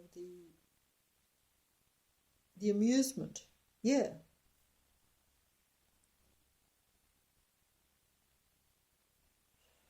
Her mind was Tiffany twisted. She's got the Mercedes-Benz. And she's got a lot of pretty, pretty boys that she calls me. They dance in the courtyard. And they appear to be so happy. And they're happy because, yes, some dance to remember. Some people like to remember the past, so it justifies their present condition and their present state. And why they're in the Hotel California. They're in their own company. They're with common sympathizers. Sympathy for the devil.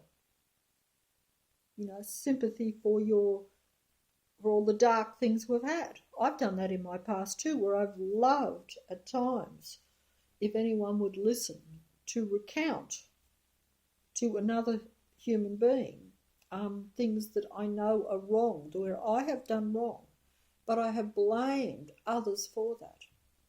Others of the matrix probably, but and maybe there's truth to that, but it's still what you call an excuse or an alibi. Yeah, bring your alibis, it says in that song. Bring your alibis. Because if you bring your alibis, then we can all party, we can all dance. We've got our excuses and we've got common sympathy. Sympathy for our bad deeds, sympathy for all the mistakes we've made. We know we've done wrong things, negative things towards other people. Not people of the matrix, but real other human beings that we were meant to be connected to, which are fewer in number. But we didn't know that. We didn't know the differences. But that's also an excuse Because if we were really a correct human being and were not quite as taken over by the circumstances and by the tricksters of the Matrix, these actors are all around you. You know, some of them you're devoted to, that's right. Even say goodbye to devotion. But human beings say goodbye to devotion because you've taught me everything I know. Because human beings, like myself, will be devoted sometimes to the wrong people. You can't help but be devoted to your mother and father from the day you're born. But your mother and father could be, they could be of the Matrix. They could be psychopathic. You know, they could be technological,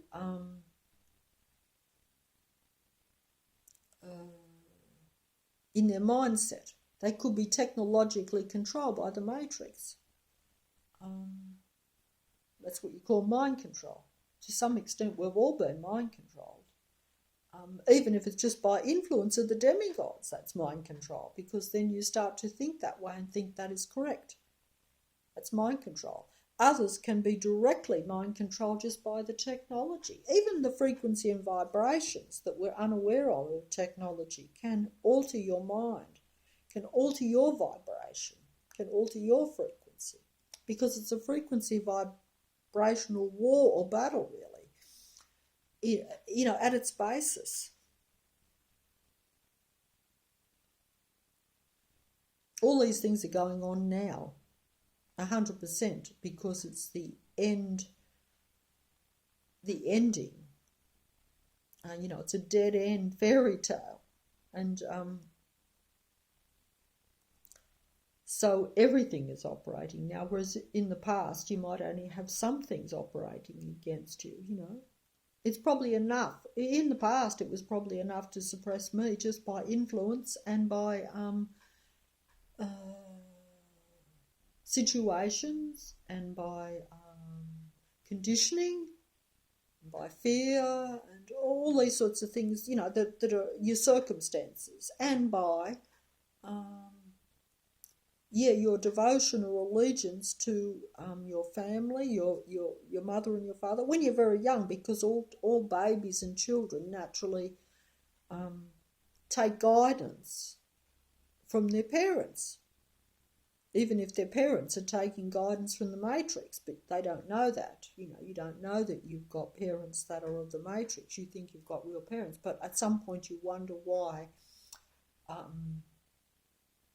they're a little bit more empty, shall we say, at a human level. They may have knowledge in other ways. You know, this varies from family to family, situation to situation. Some people have no family. Some people have no parents, so then they'll be taken over by others of the Matrix, and they will feel embittered because they don't have the family too. Even though most families are really of the Matrix, so really everyone is homeless or everyone is without proper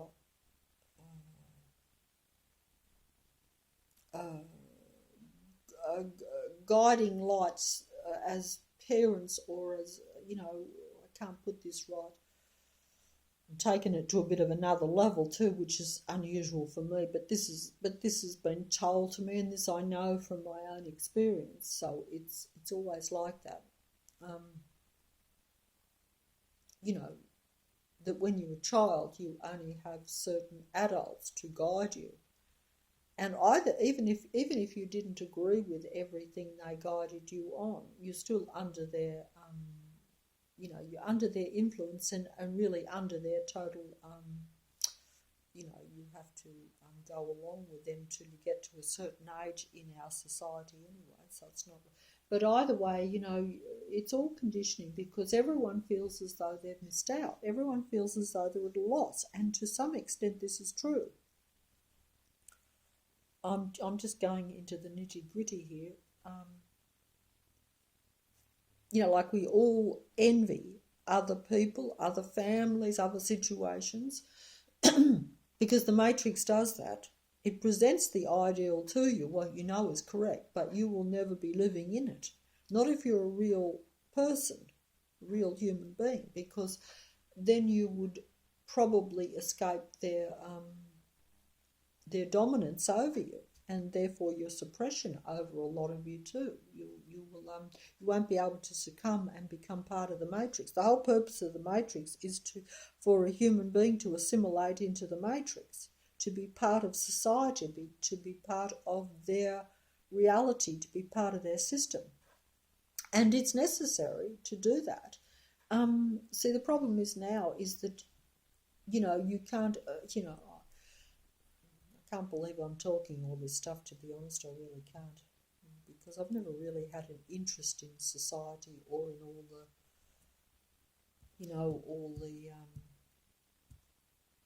much less the world.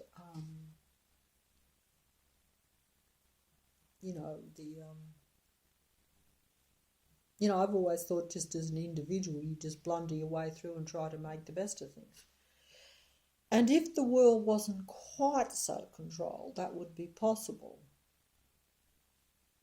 But now I see that that you are so much connected to the world and to the matrix that you can't really do that. So that's why I'm rambling on in the video, really,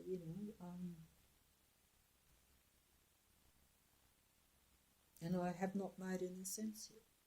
But went on to the Hotel California, whereas I was also supposed to be saying how, because we are all suppressed and all limited and have only a few abilities left of what are human abilities, and most of those are exploited or taken over by the matrix, it is probably essential at the end time, if there is to be any sort of shift in the matrix,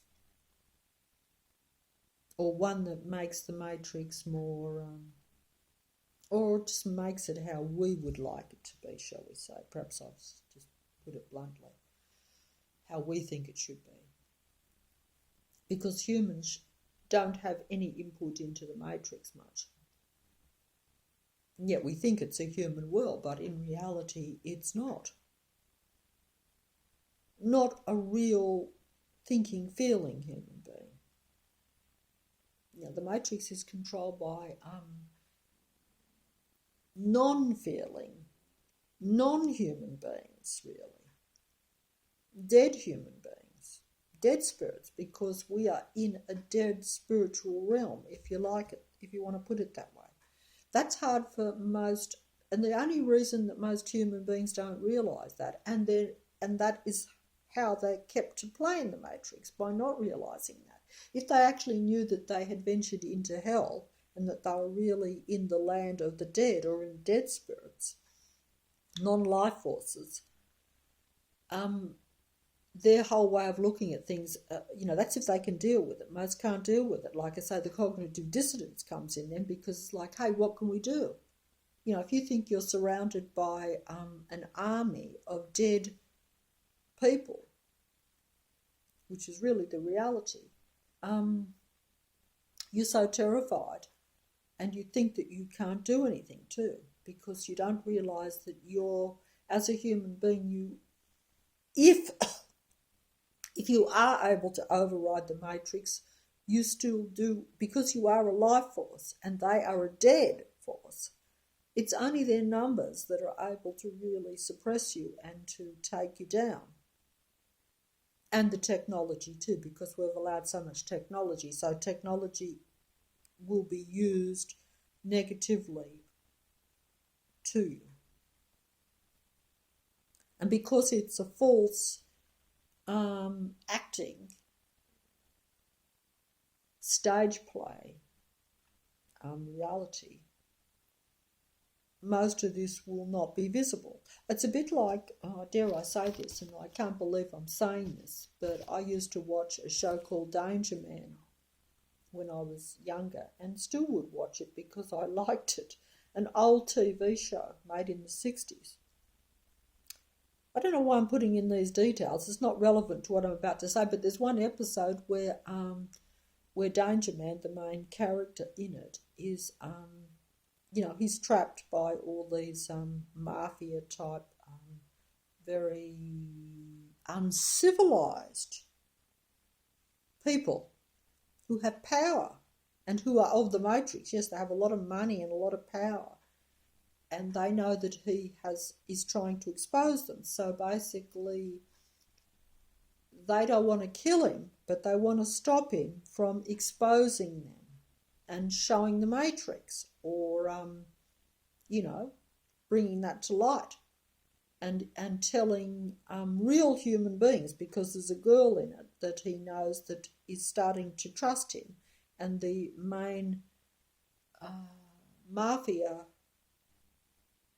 big shot of the Matrix knows this, so he wants to stop him from communicating with the real girl, who he has under his control, who is really his girlfriend, that he has full dominance over, and she actually adores him and worships him, but she's now getting listening to Danger Man, listening to this fella. So they have to, as he said, we have to work quietly, covertly, and secretly to suppress you and to hurt you, so that you will be fearful and will drop your communication with the real girl.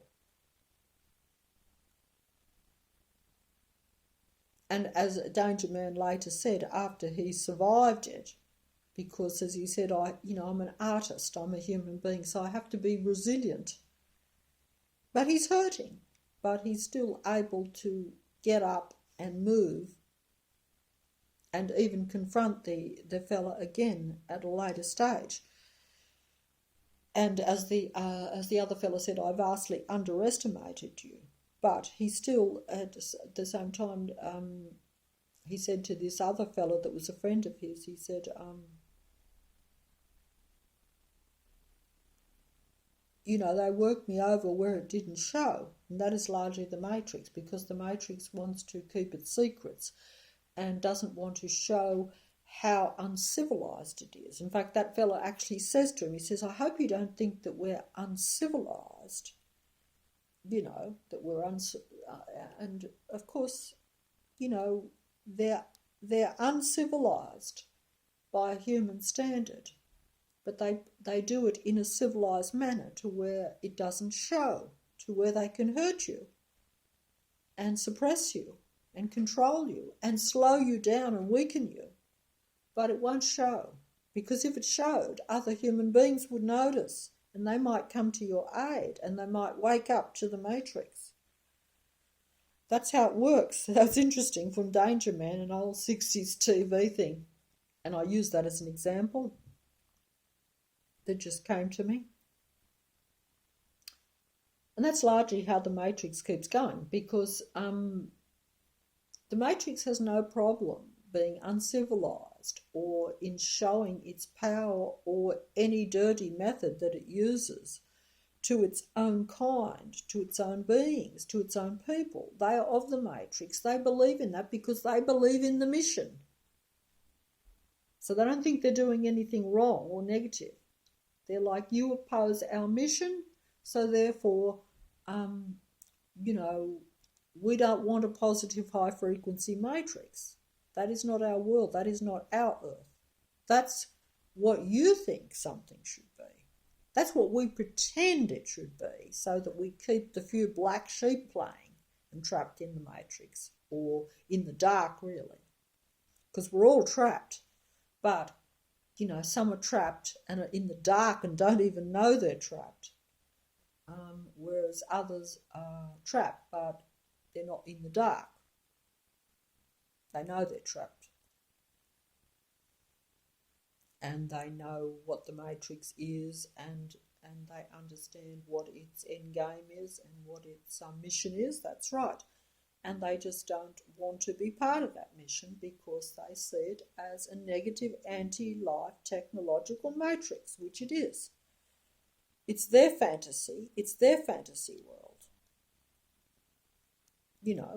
Of course it's all a dream in a way, because none of it is really real for a human being.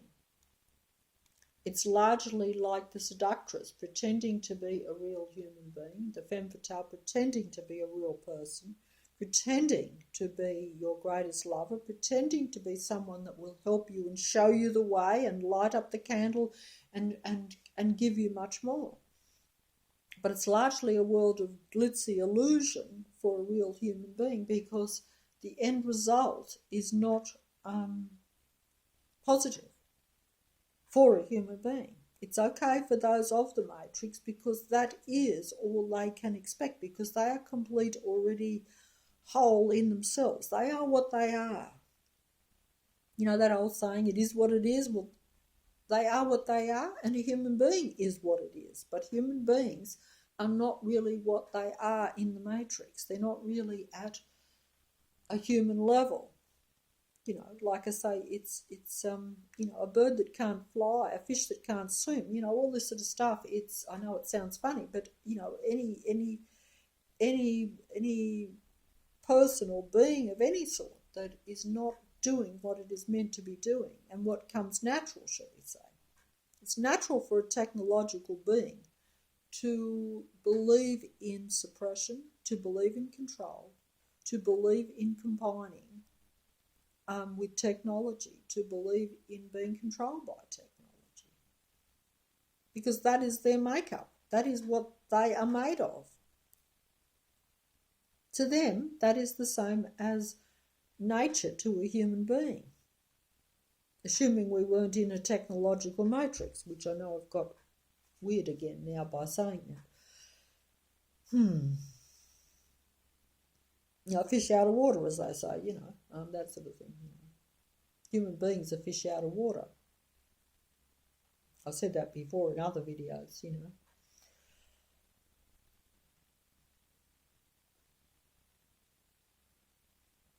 Anyway, yeah, there she stood in the doorway, heard the mission bell, thinking to myself, this could be heaven or this could be hell. Lit up a candle. Her mind was Tiffany twisted. She's got the Mercedes-Benz. She's got a lot of pretty, pretty boys that she calls friends.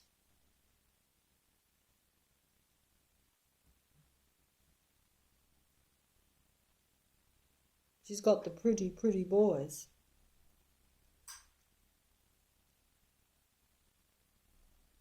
And she's a pretty, pretty seductress.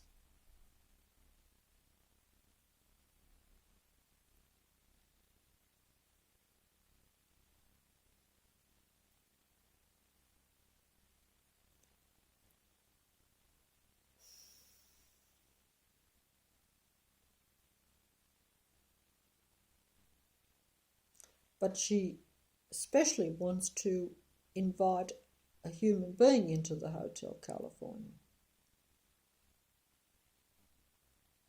She'd especially like to get the real men into the Hotel California.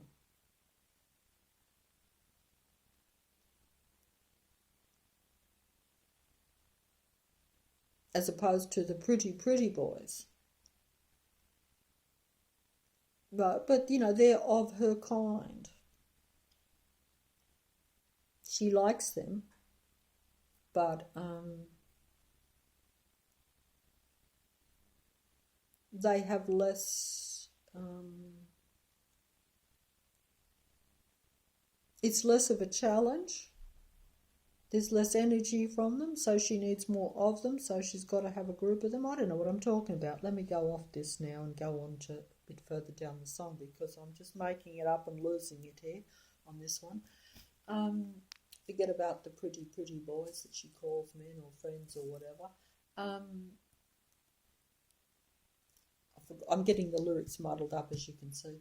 How they dance in the courtyard. Yeah, some dance to remember and some dance to forget, but either way, they're using the Hotel California as a comfort and as a blind. It's blind. It's seduced them. It's took them in, and now they're swamped by it. They're engulfed in it. They can't get out, and they're enjoying it to some extent because they are in common company. They're in those that, like I said, if you get sympathy when you've done something wrong, I know that myself in the past, you get sympathy sometimes when, yes, because you know you've half been wrong, but you also know you've made a wrong decision. Sure, you've been tricked by the Matrix, but if you're a real human being, you should know when you're doing something that is good or bad for another human being or for something that's important to you. You get your priorities all muddled up in the Matrix. The Matrix likes to do that. The Matrix makes you do things that are not human and that are not a benefit to you. That's the joke of it. Like it's one thing to say, oh, I committed a murder and I got away with it, so therefore it's okay. And I don't really care because I think that person deserved to be bumped off anyway. That's how the Matrix, will seduce you into thinking. The femme fatale will seduce you into murdering someone, as I've said before in the movies, But, like I say, if you'd kept that basic core, say goodbye to virtue and all the good points that a human being should have. You have to say goodbye to those to be part of, like the human or dancer song. You have to say goodbye to all those qualities. Unfortunately, I'm convoluted and losing the lyrics here, so I can't throw up the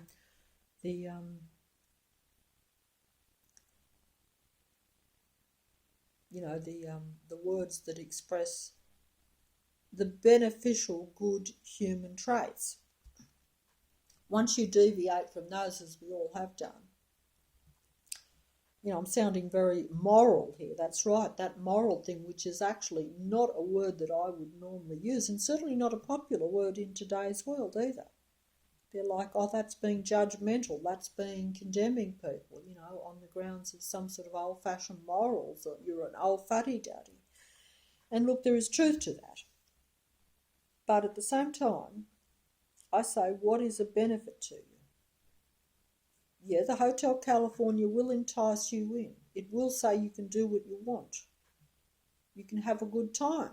No one will condemn you. No one will stop you from doing anything. In fact, it will actually encourage you to do negative things that are anti-human, because that is what the Hotel California really is. The Matrix and the Hotel California, Welcome to the Hotel California, is really a technological construct, a technological dream world palace,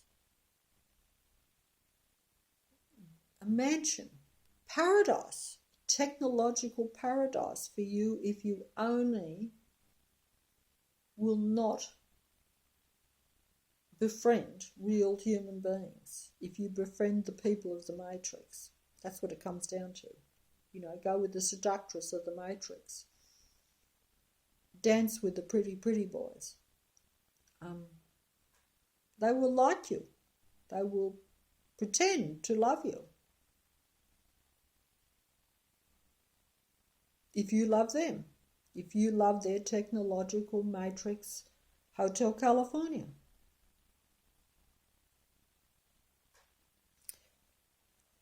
What I'm talking about here.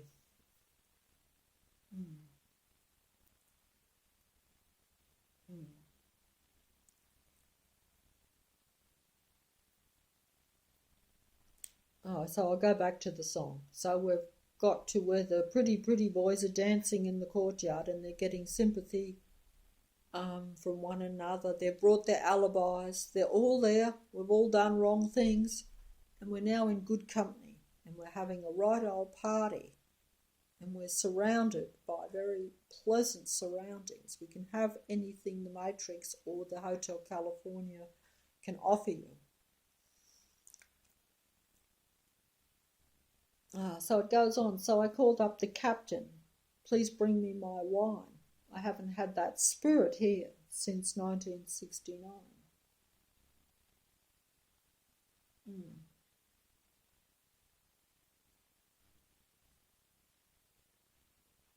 I think I might leave that one, but that does tend to imply that particular human beings or particular spirits are rather rare, and so they're really going to have a feast. Yes, so the next line, and this is not how the song goes, by the way, so I am making some of this up myself. I shouldn't do this, I know, but song's a poetic license, so I'm going to have some too. The Matrix has plenty of poetic license, and songs are open to interpretation anyway, so I think that you can interpret as you like, and that's how it's always been. So unless the Matrix says you at some point that you have to interpret something a certain way, I'm going to go with it, okay? But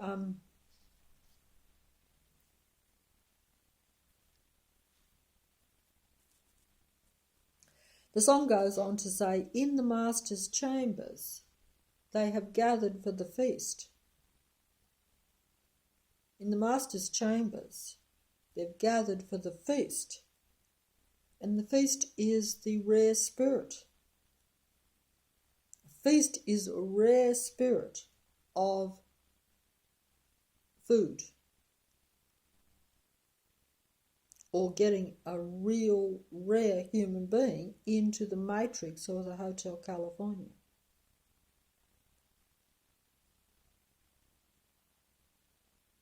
I don't know what I'm talking about here, but either way, the song goes on to say, in the master's chambers, the God entity's chambers, those demigods of the Matrix chambers, the seductresses, the femme fatales of the Matrix, the seducers of the Matrix, those that you will admire and follow of the Matrix, regardless of what field you're in. You know, it doesn't have to be a beautiful woman.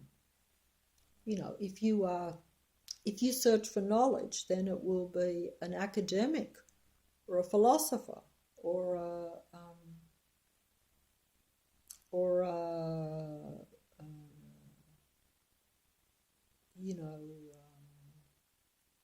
guru or a preacher of the Matrix or whatever. I'm just trying to use the things, or a scientist of the Matrix if you value that, or an intellectual of the Matrix in some way. I'm just trying to use any description. Or if you're like me, you'll go for the actors of the Matrix. That's the joke of it, isn't it? I went for the actors, and they're all actors. So I'm worse still. So I went for the actors.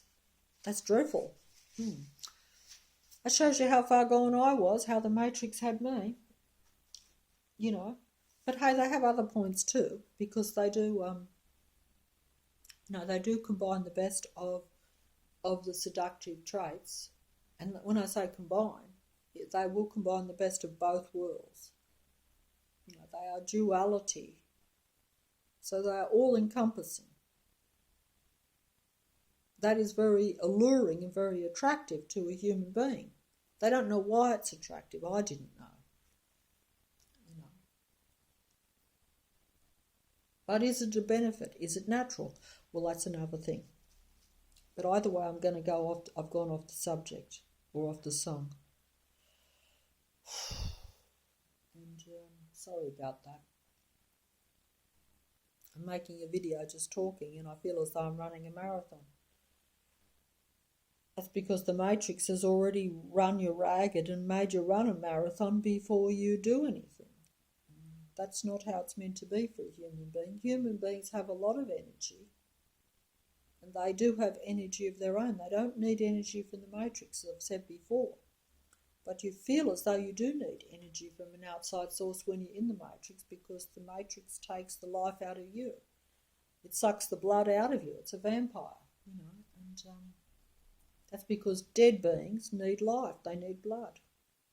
If you want to look at it in an artsy, airy-fairy, fancy way. You know,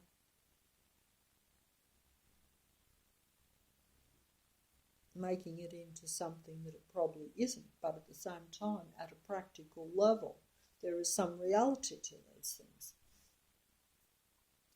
You know,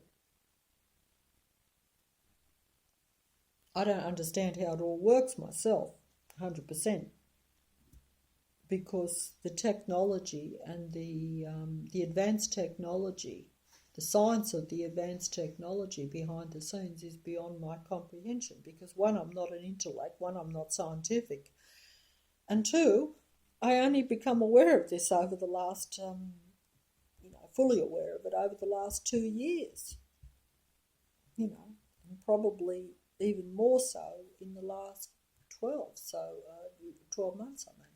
So it's been a quick but gradual process over a short period of time. And, that was just out of necessity, really.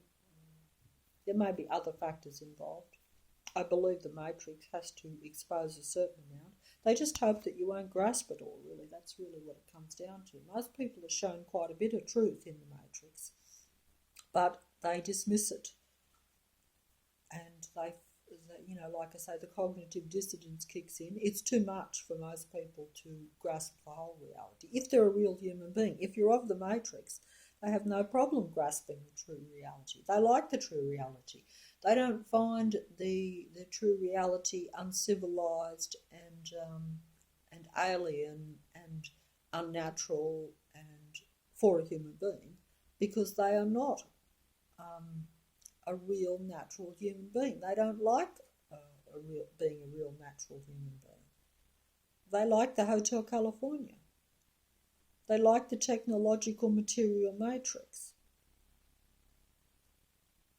That's putting it bluntly, probably not completely accurately, I have to admit. And I'm trying to be too fancy, so I'm, becoming pretentious, and that loses the plot completely. I think. But it is a pretentious reality anyway. Everything in the Hotel California is pretentious. But it can be, it's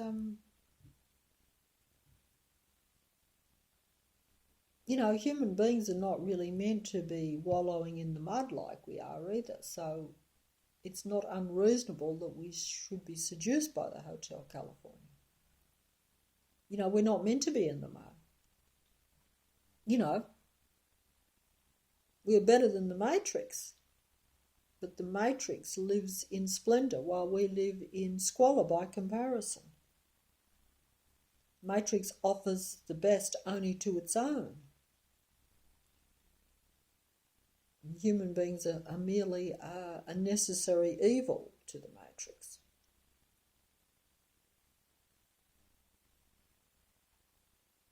That's the bottom line. Necessary evil, but they see it as evil. They don't like it. Because if the human beings were at full potential, they probably wouldn't like the Matrix. So naturally what opposes you see as a negative force, and you call that evil. I say evil is anti-life, so I say really the Matrix is anti-life, because only human beings are real life. Sure, they exist and they're playing and trying to survive as dead spirits do. And really, you can have sympathy for the devil. You can go into the Hotel California and even party with the devil, play with the devil like I, have to do in the reality.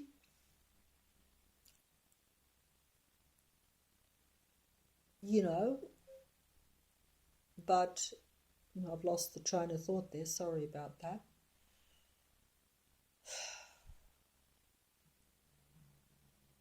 But, if you can sympathise with that, you can have understanding for it, but that will be human emotions that will be exploited and played on. Because, yes, your devotion, your empathy, which is a positive human trait, but it should be only extended to life, but instead it's being extended to technology or artificial people. Hotel California is only full of artificial people. You'd say, well, they exist too. They do, but they are, they are for their own survival, not yours. So you can sympathise, you can play with them, you can understand them.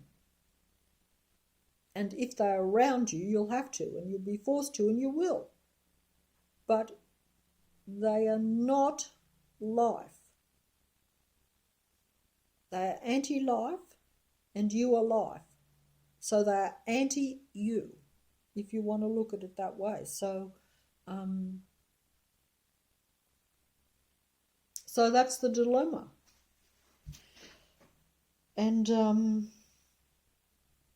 not sure if I put that right. I'm sure I put it slightly crudely and slightly, mean in a way. And I don't like to do that. But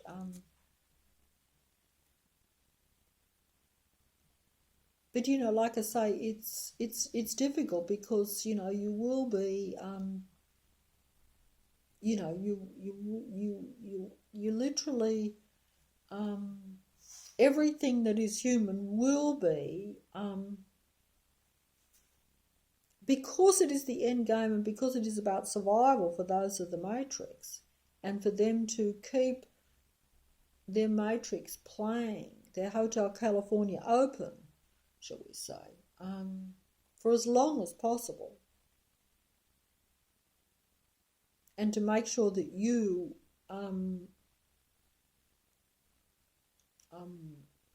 stay in the Hotel California. Every this is how I look at it now. Every piece of understanding that you have, will really not serve you. Probably. It should normally serve you. All these good human traits, like that human song, say goodbye to all that they're happy to say goodbye to all the finer human points.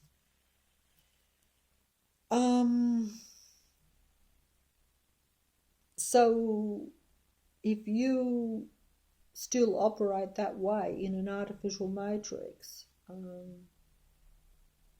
you won't be serving yourself or your own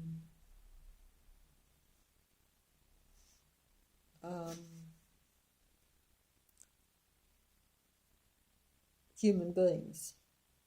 You will be serving the matrix and its people that lean and believe in technology as God, and believe that that is what this world is, and it is that too anyway, and that is what they want, what they believe in, what they've succumbed to, and essentially what many of them actually are anyway. So it's like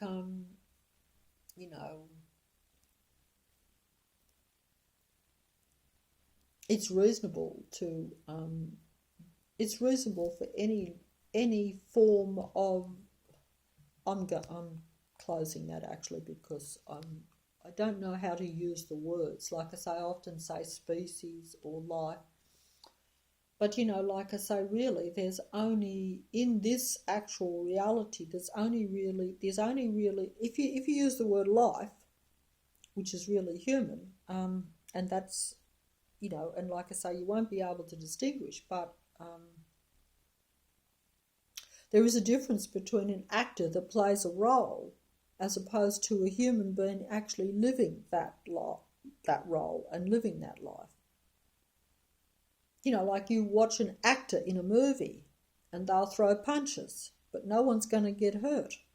Whereas in reality, human beings hurt one another or are being hurt by the beings or the actors of the Matrix, if you want to look at it that way. So it's it's a totally different ball game, as they say.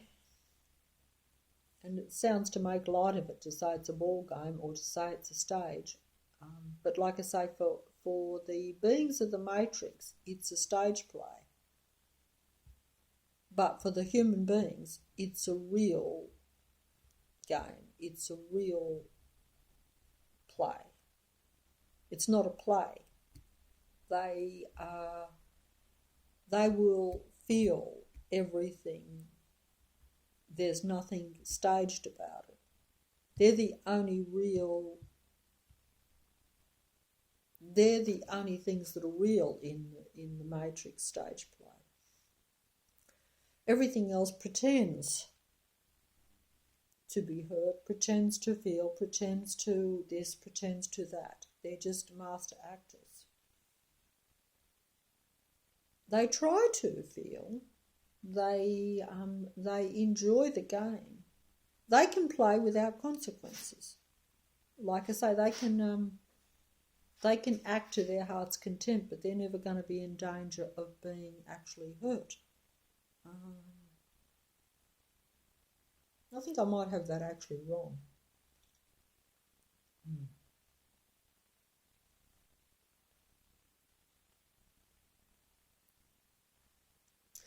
I think I might have that a bit wrong, but at the same time that's putting it at a very basic level. But I might have it right too. Oh.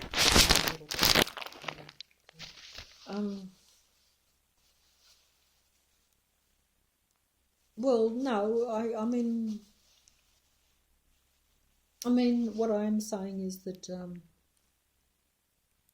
see, there are humans that play for the Matrix, but they're still humans, so they can actually be, they can be hurt by the Matrix, but they won't know. But they won't actually realise that they're being hurt by the Matrix. They will think that, that's the complicated thing about the Matrix, is that there's really only humans in the Matrix, and it's and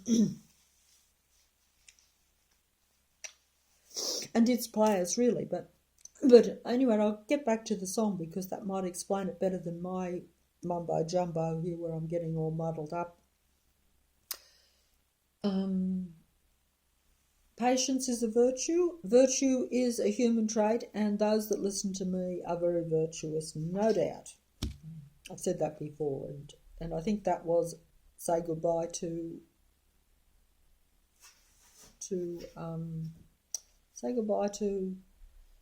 something in virtue. I better get back. Oh dear, this is not very good. I can't remember the lyrics. But either way, back to the Hotel California, if I can finally finish it up. In the master's chambers, they've gathered for the feast. So in the master's chambers, the demigod's chambers, or the god's chambers, they've gathered for the feast. And they stab it with their steely knives, but they just can't kill the beast. What does that mean? Why are they trying to kill a piece of dead meat for the feast?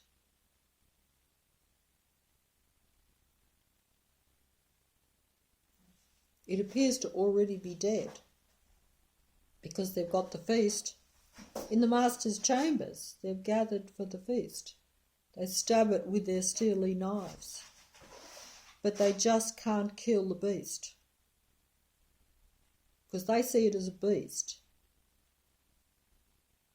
But it's already dead, but they still can't kill it. The Matrix can't kill the human spirit. They stab it with their steely knives, but they just can't kill the beast. No matter how many times they stab it, they can't kill it. They can't kill the real human being.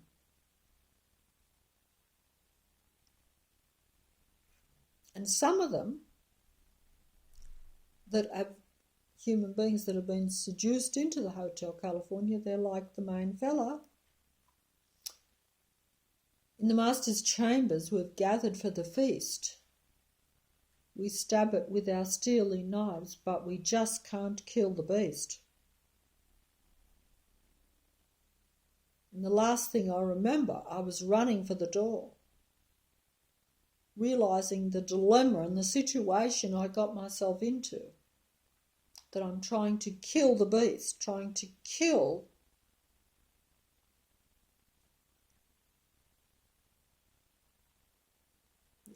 if you're a real human being, you're actually killing yourself, really.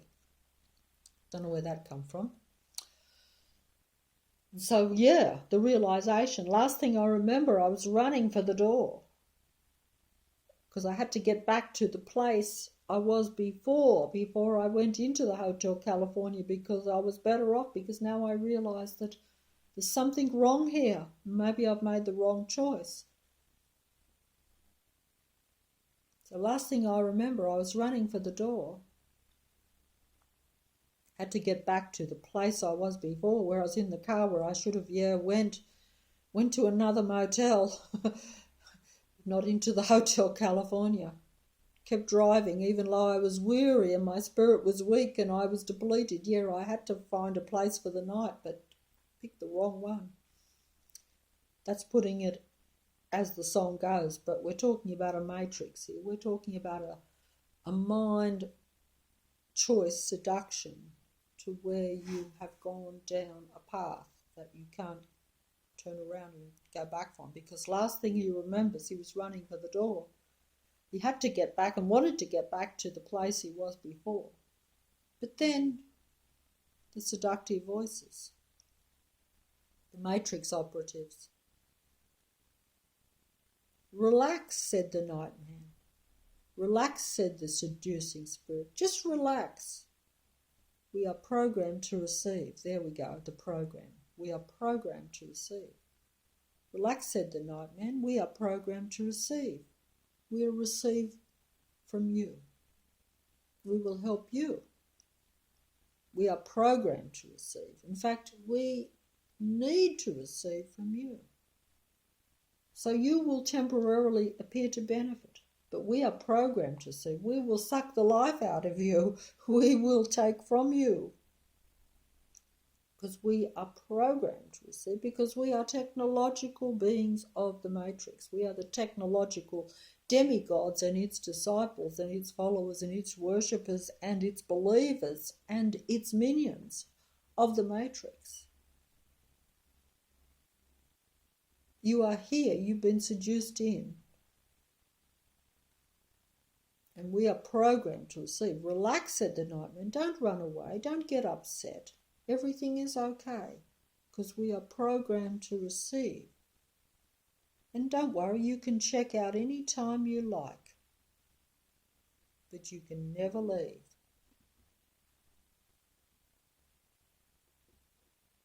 You never leave the matrix. Once you go too far into the matrix, into the Hotel California, you can check out any time you like. You can check out at the actual hotel. In fact, you can go to probably 5-star motels around the world if you are a member of the matrix and if you have entered into our Hotel California. But you can never ever leave the matrix. And we control that matrix. And it may be a heaven or a hell. Appears to be a heaven now. You've got the pink champagne on ice. You've got the mirrors on the ceiling. You've got a palace. It appears to be paradise. Yes, you can dance in the courtyard. You can swim in the pool. You can do all the things that we won't let the little old humans do. Not unless they are willing to come into the Hotel California and be part of it and stay with it. But you make that choice and you can never leave. Relax, said the nightman. We are programmed to receive. We are happy to receive you. We want you. We need you. We will give you everything. We will give you everything of a technological variety, everything of a material variety, anything your heart desires. You won't know the difference between what is real and what isn't. You won't know the difference between a real human and our femme fatales or our demigods. In fact, you will think we are better. We will seduce and make you believe that we are better, that we are the whole, all there is, because this matrix will become your entire world. You will never want to go outside of it. and you will never be allowed to anyway. So that's the Hotel California song, I guess. I don't know if I covered it well or not. I probably didn't. And there are some aspects of it that I still don't understand. But hey, you know, like I say, songs are open to interpretation, and that was my little take. I didn't do it as well as what I wanted to. It was left for me by a subscriber on the thing there.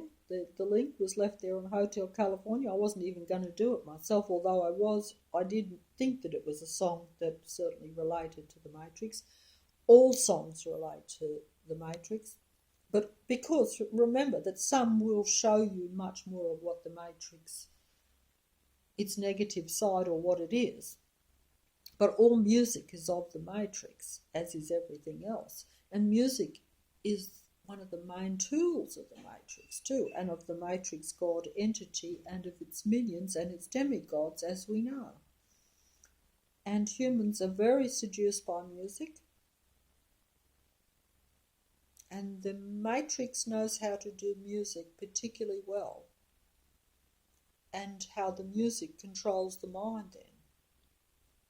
Music sounds like a good thing, but in a Matrix, and I think I did this a long time ago, where, you know, humans, and because we are in the Matrix, and because it is an ending of the fairy tale or of the dream, because it's all a big dream really if you think of it. I know that sounds fancy, but anything that is not really real for a human being, where you're being misled, shall we say, that's really a dream. You know, like the Hotel California, if I go into the Hotel California, mind you, I haven't actually been invited. I actually am off limits from the Hotel California, I think. That is probably because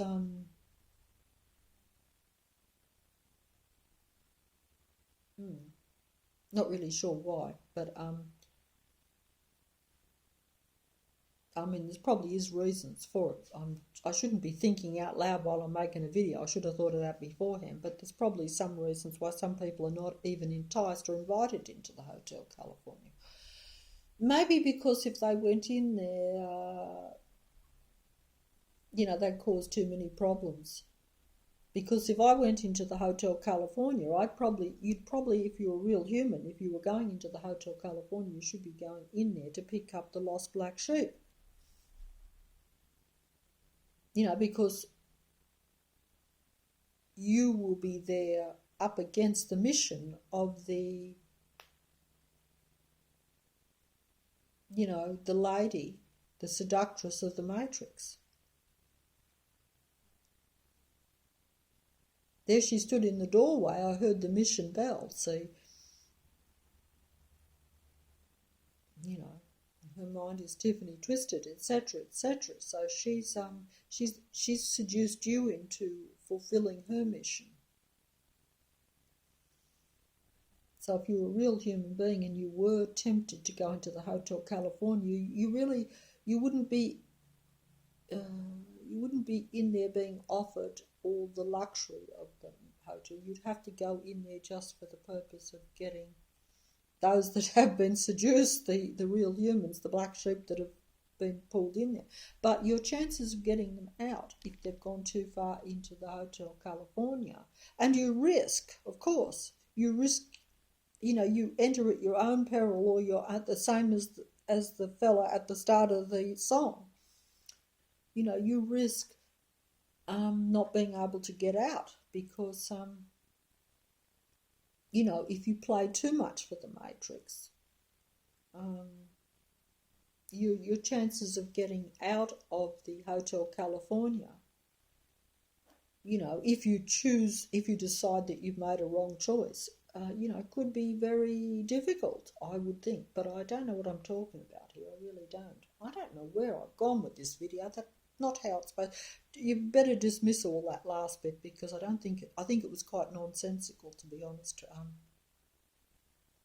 Yeah, I haven't got my thoughts clear on that at all. You know, even as a video, you have to put the fairy tales in context with the actual scenario of the song with the actual. If you're talking about a hotel, you have to stick to a hotel. It has to be a hotel. You can't, you're not going to say even at a fairy tale level. So,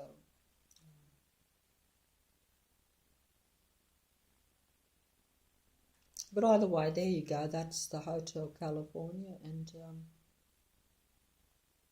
I feel that I've missed something with it, but I can't think of it now. That's the problem. Sorry about that. Sorry about that. Anyway, I better fold up. I know that I was supposed to say something at the start, but I've forgotten. So I guess it'll be for another video if it comes back to me. But either way, like I say, the Hotel California,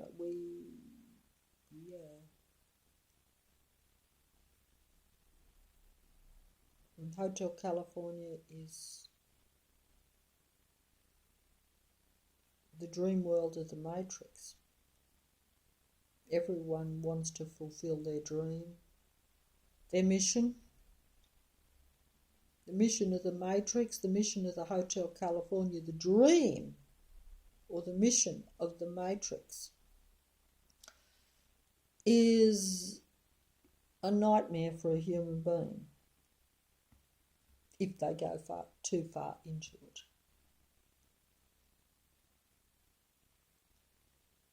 So it will be a dream, but it will turn into a nightmare eventually, I would think. Which is why he was running for the door at some point, when he realises that he's stabbing his own kind with the steely knives. And that he realises too that they just can't kill the beast. They can have their Hotel California, they can have their feast, but they can't kill the beast.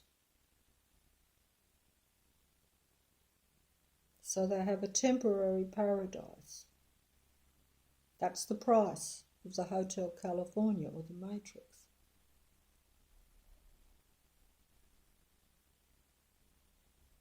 You can't kill real life. You can stab it, you can stab it, you can stab it, you can stab it.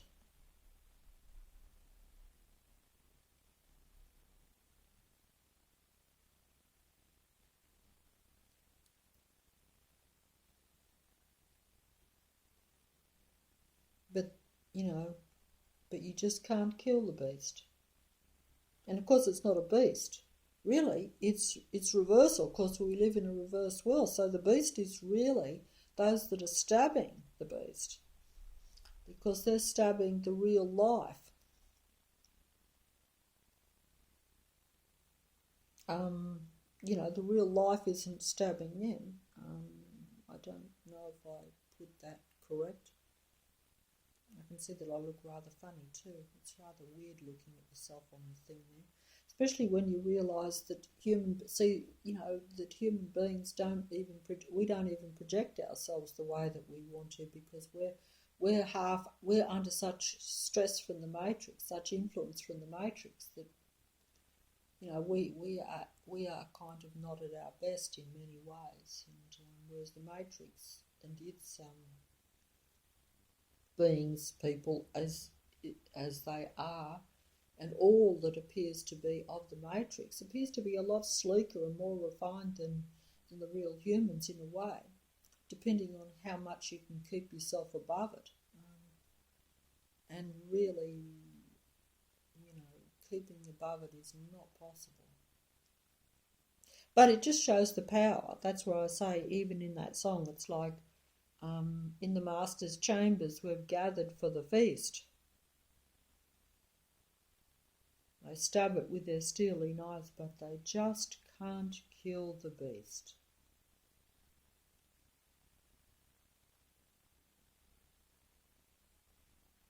They never can. They try. This whole reality has been like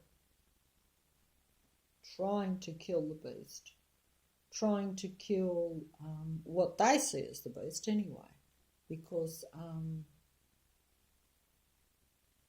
you know, if you're anti-life, then life appears to be the beast, and the same with a human being. You reverse it all round it. It's a matter of,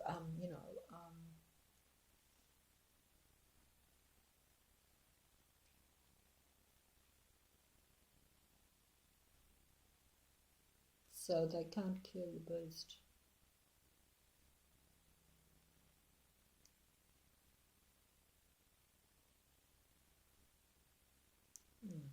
They can't kill the beast.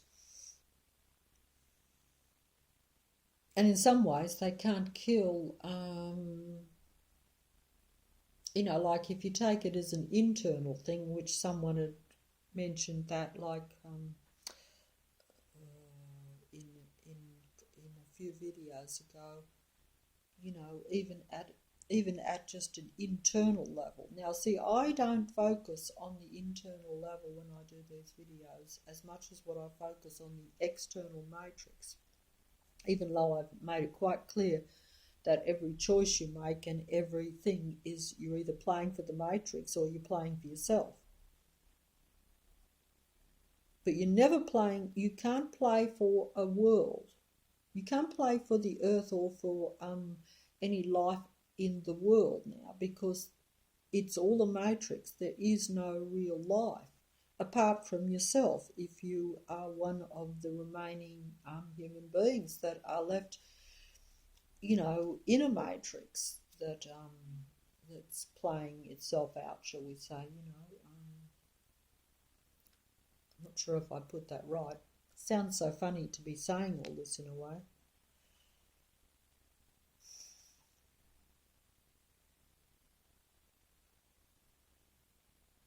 But the matrix can never kill its own beast. It can never kill, and human beings can never really kill what it is to be human.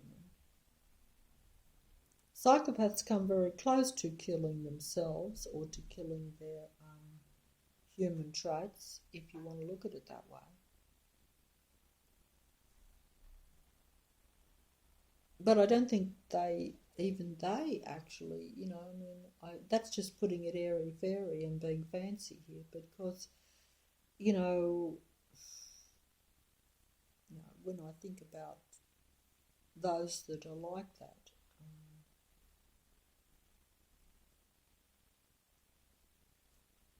they're just the same as the fellow that went into the Hotel California.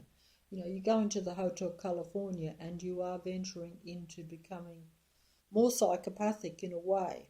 That's why you will have your own kind, or they're not your own kind, but you will have the demigods of the Matrix. You will have the seductresses of the Matrix, the seducers of the Matrix around you, encouraging you, helping you, and giving you all that another human should give you. And so you will be seduced into, entering into the master's chambers and gathering for the feast.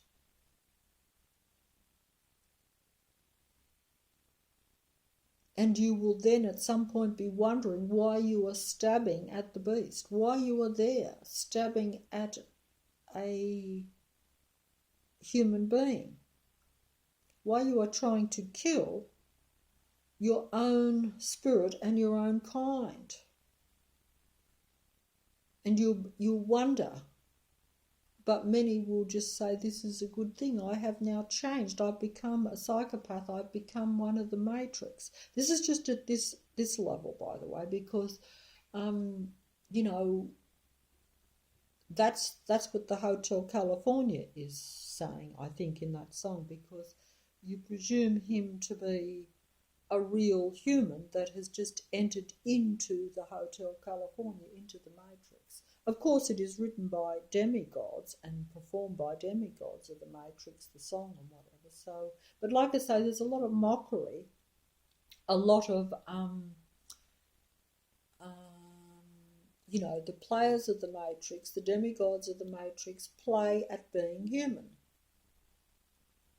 So they show humans their own predicament, they show humans their own fallibilities, they show humans their own mistakes, and they show humans the scenarios. And then we bow down and relate to them and go into the Hotel California, I suppose. Or at least we do for a large amount of our life until we realise this, I would think.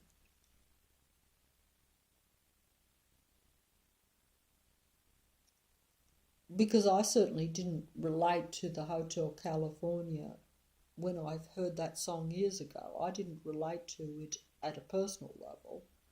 I kind of did. There were some elements because that's how songs get you in. But I always thought it was essentially about, as I've said before, a famous rock star or person that had entered into the fairy tale world of music, where they can enter into music paradise or the dream world of music, where in the Hotel California, where because you become rich and famous, you can go into the 5-star Hotel California and have it all, and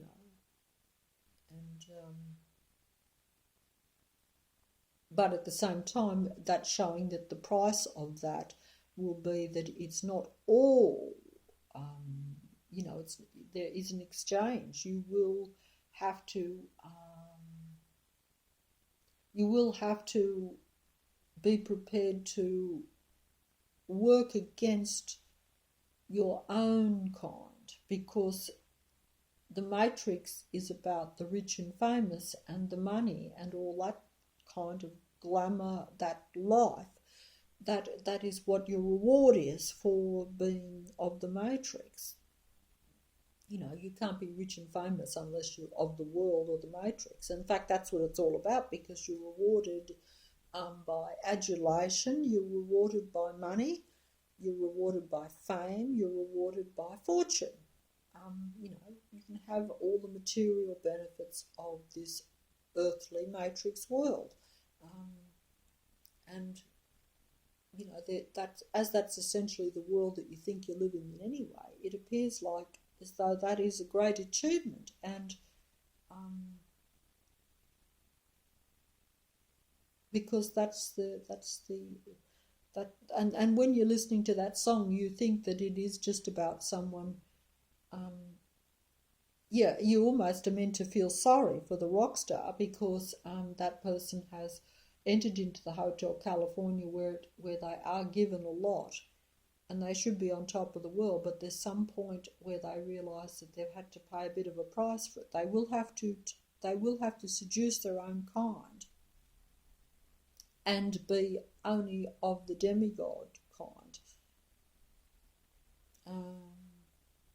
That tends to be what the song is implying anyway. I don't know if it's the full thing, because it's a complicated world we live in, and when you talk about different types of people, because I'm almost differentiating between types of people, very materialistic people, perhaps you could say, if you want to put it at a simple level.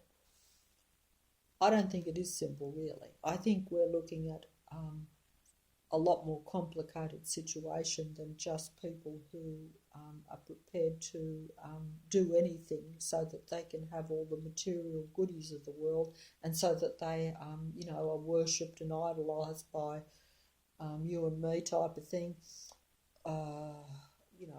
There is more to it than that. But certainly that is still like a godlike status. Like if you're a demigod, you're in this reality, that is as close to being a god as what there actually is, in a way, particularly if you don't think that the demigods are, working for the god of the Matrix or the technological mind collective that is the Matrix. And I don't know what I'm talking about here. I just lost that plot there for a second, because sometimes I get it together to where I can almost imagine what the actual reality is really like. But then other times I keep it simple. So almost not, it probably doesn't matter in some ways for some people that listen, because if you're at the right place, like I say, if you know what it is to be a human being and you tend to just make the right choices, you're going to be further ahead of even some of us that might be rambling like me about matrices and trying to understand the science or the technology of what goes on, which really I can't anyway. But even if for those that can and that are, I don't know whether you studied more that way or whether you just whatever, it really is not that relevant in some ways. Not if you end up stuck in the Hotel California, like I say. Science in itself is of the matrix, so I guess you'd have to figure that out for yourself. So,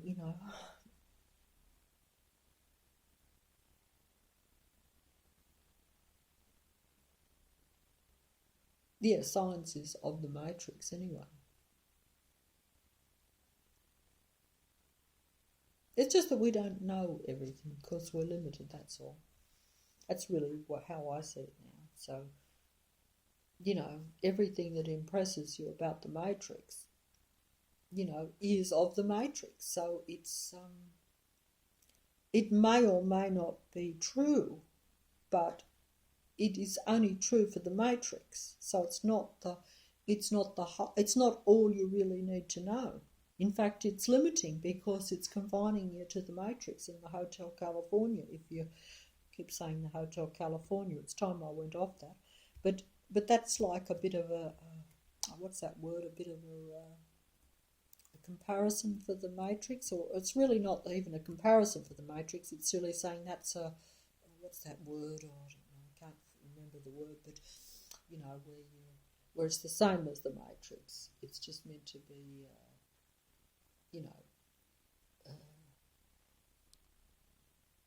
showing you that it's a programmed, controlled place.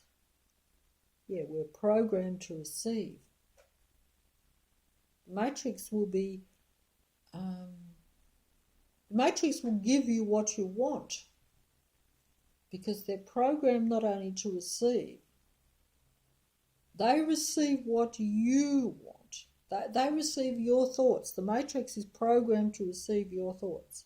Relax, said the night man, we are programmed to receive.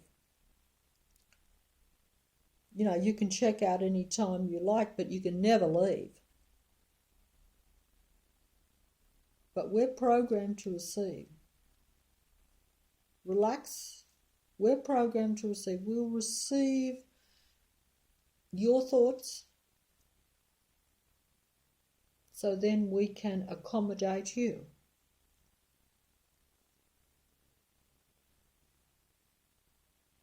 We can make the reality whatever you want, but essentially we can make the reality so that you will want to stay in the Hotel California, so you want to stay in the matrix. Because we're a mind program. We're a mind program that is programmed to receive your thoughts and then control your mind so that you will stay in the matrix. I think I got that right. I think I put that okay. I think. Okay, so that's it.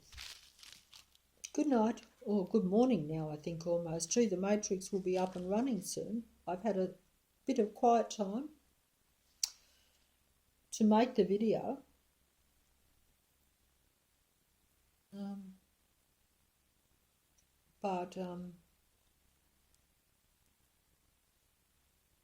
But then again, it's probably not as quiet outside either, But then again, like I say, the human being, they're programmed to receive and they start up the matrix. The matrix is started up as soon as you go out a door.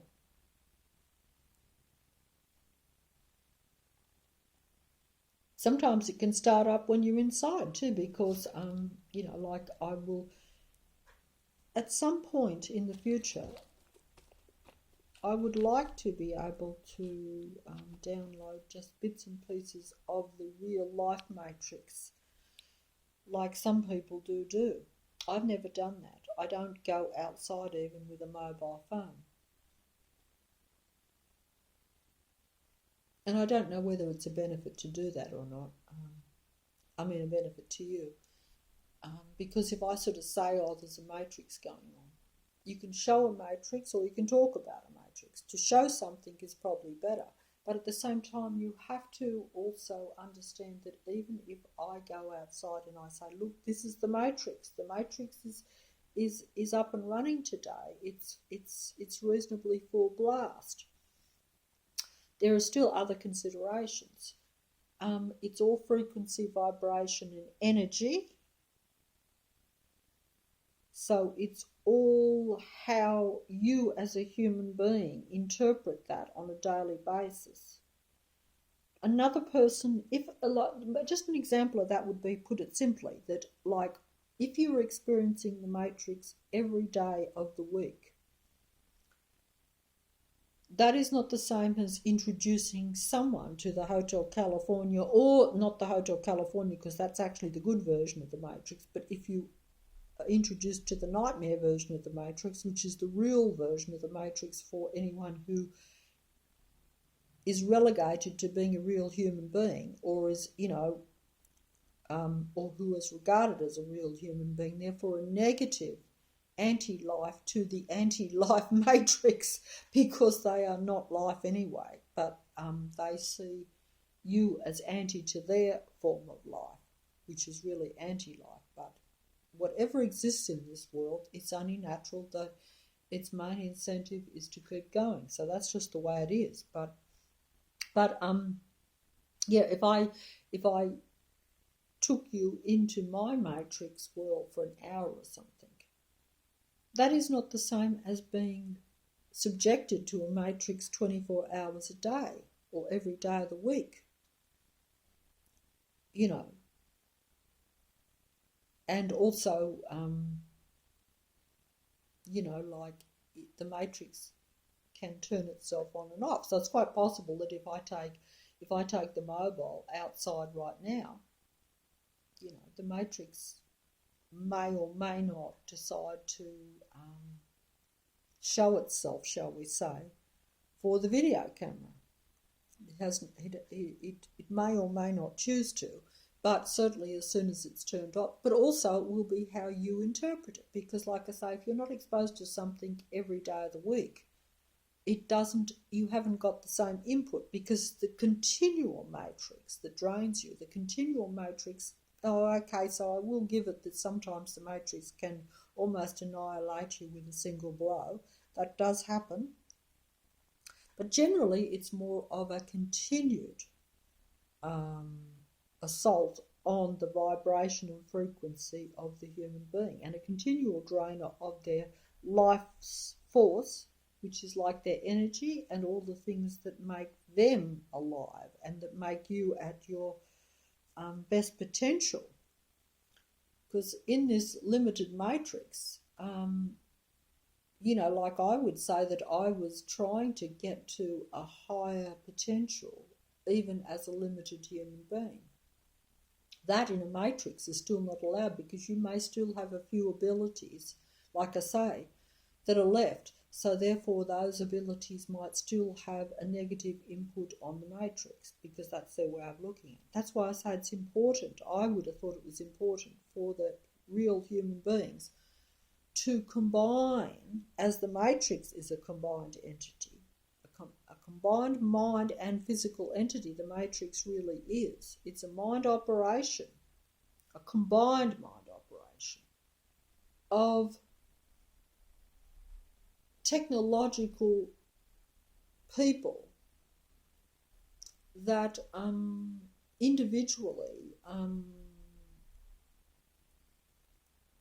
are almost non-existent, but because they are combined with everything that they know about human beings at their disposal and utilise human energy and human thinking and human thought and feeling to their best ability, they are a powerful force, and that is why it is their world.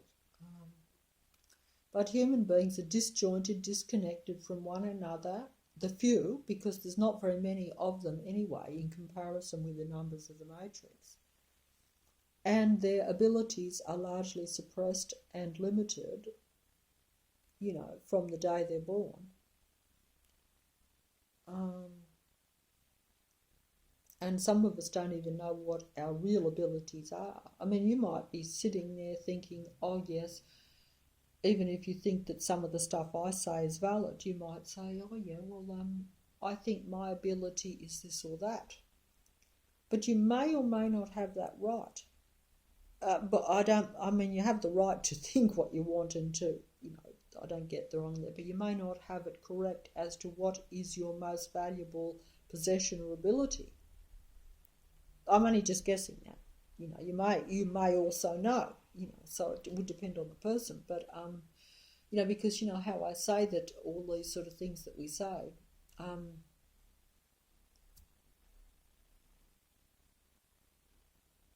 like not everyone is meant to, what I could be doing might not be a great benefit because that might not be my strong point, but I might still be going with it because I might think that's all I can do, and I might think that is the way to go because we operate, don't forget, under the influence of the matrix. So you think that what you're supposed to be doing is you're supposed to be doing things that is, I'm not explaining this very well, but you might think that you're meant to be, you might think that you're, that what gifts you have, you're meant to be using them for the, I don't know what I'm talking about here. I think I better close the video. I've lost the plot. I better go too because it is getting very late and eventually it will probably start to liven up and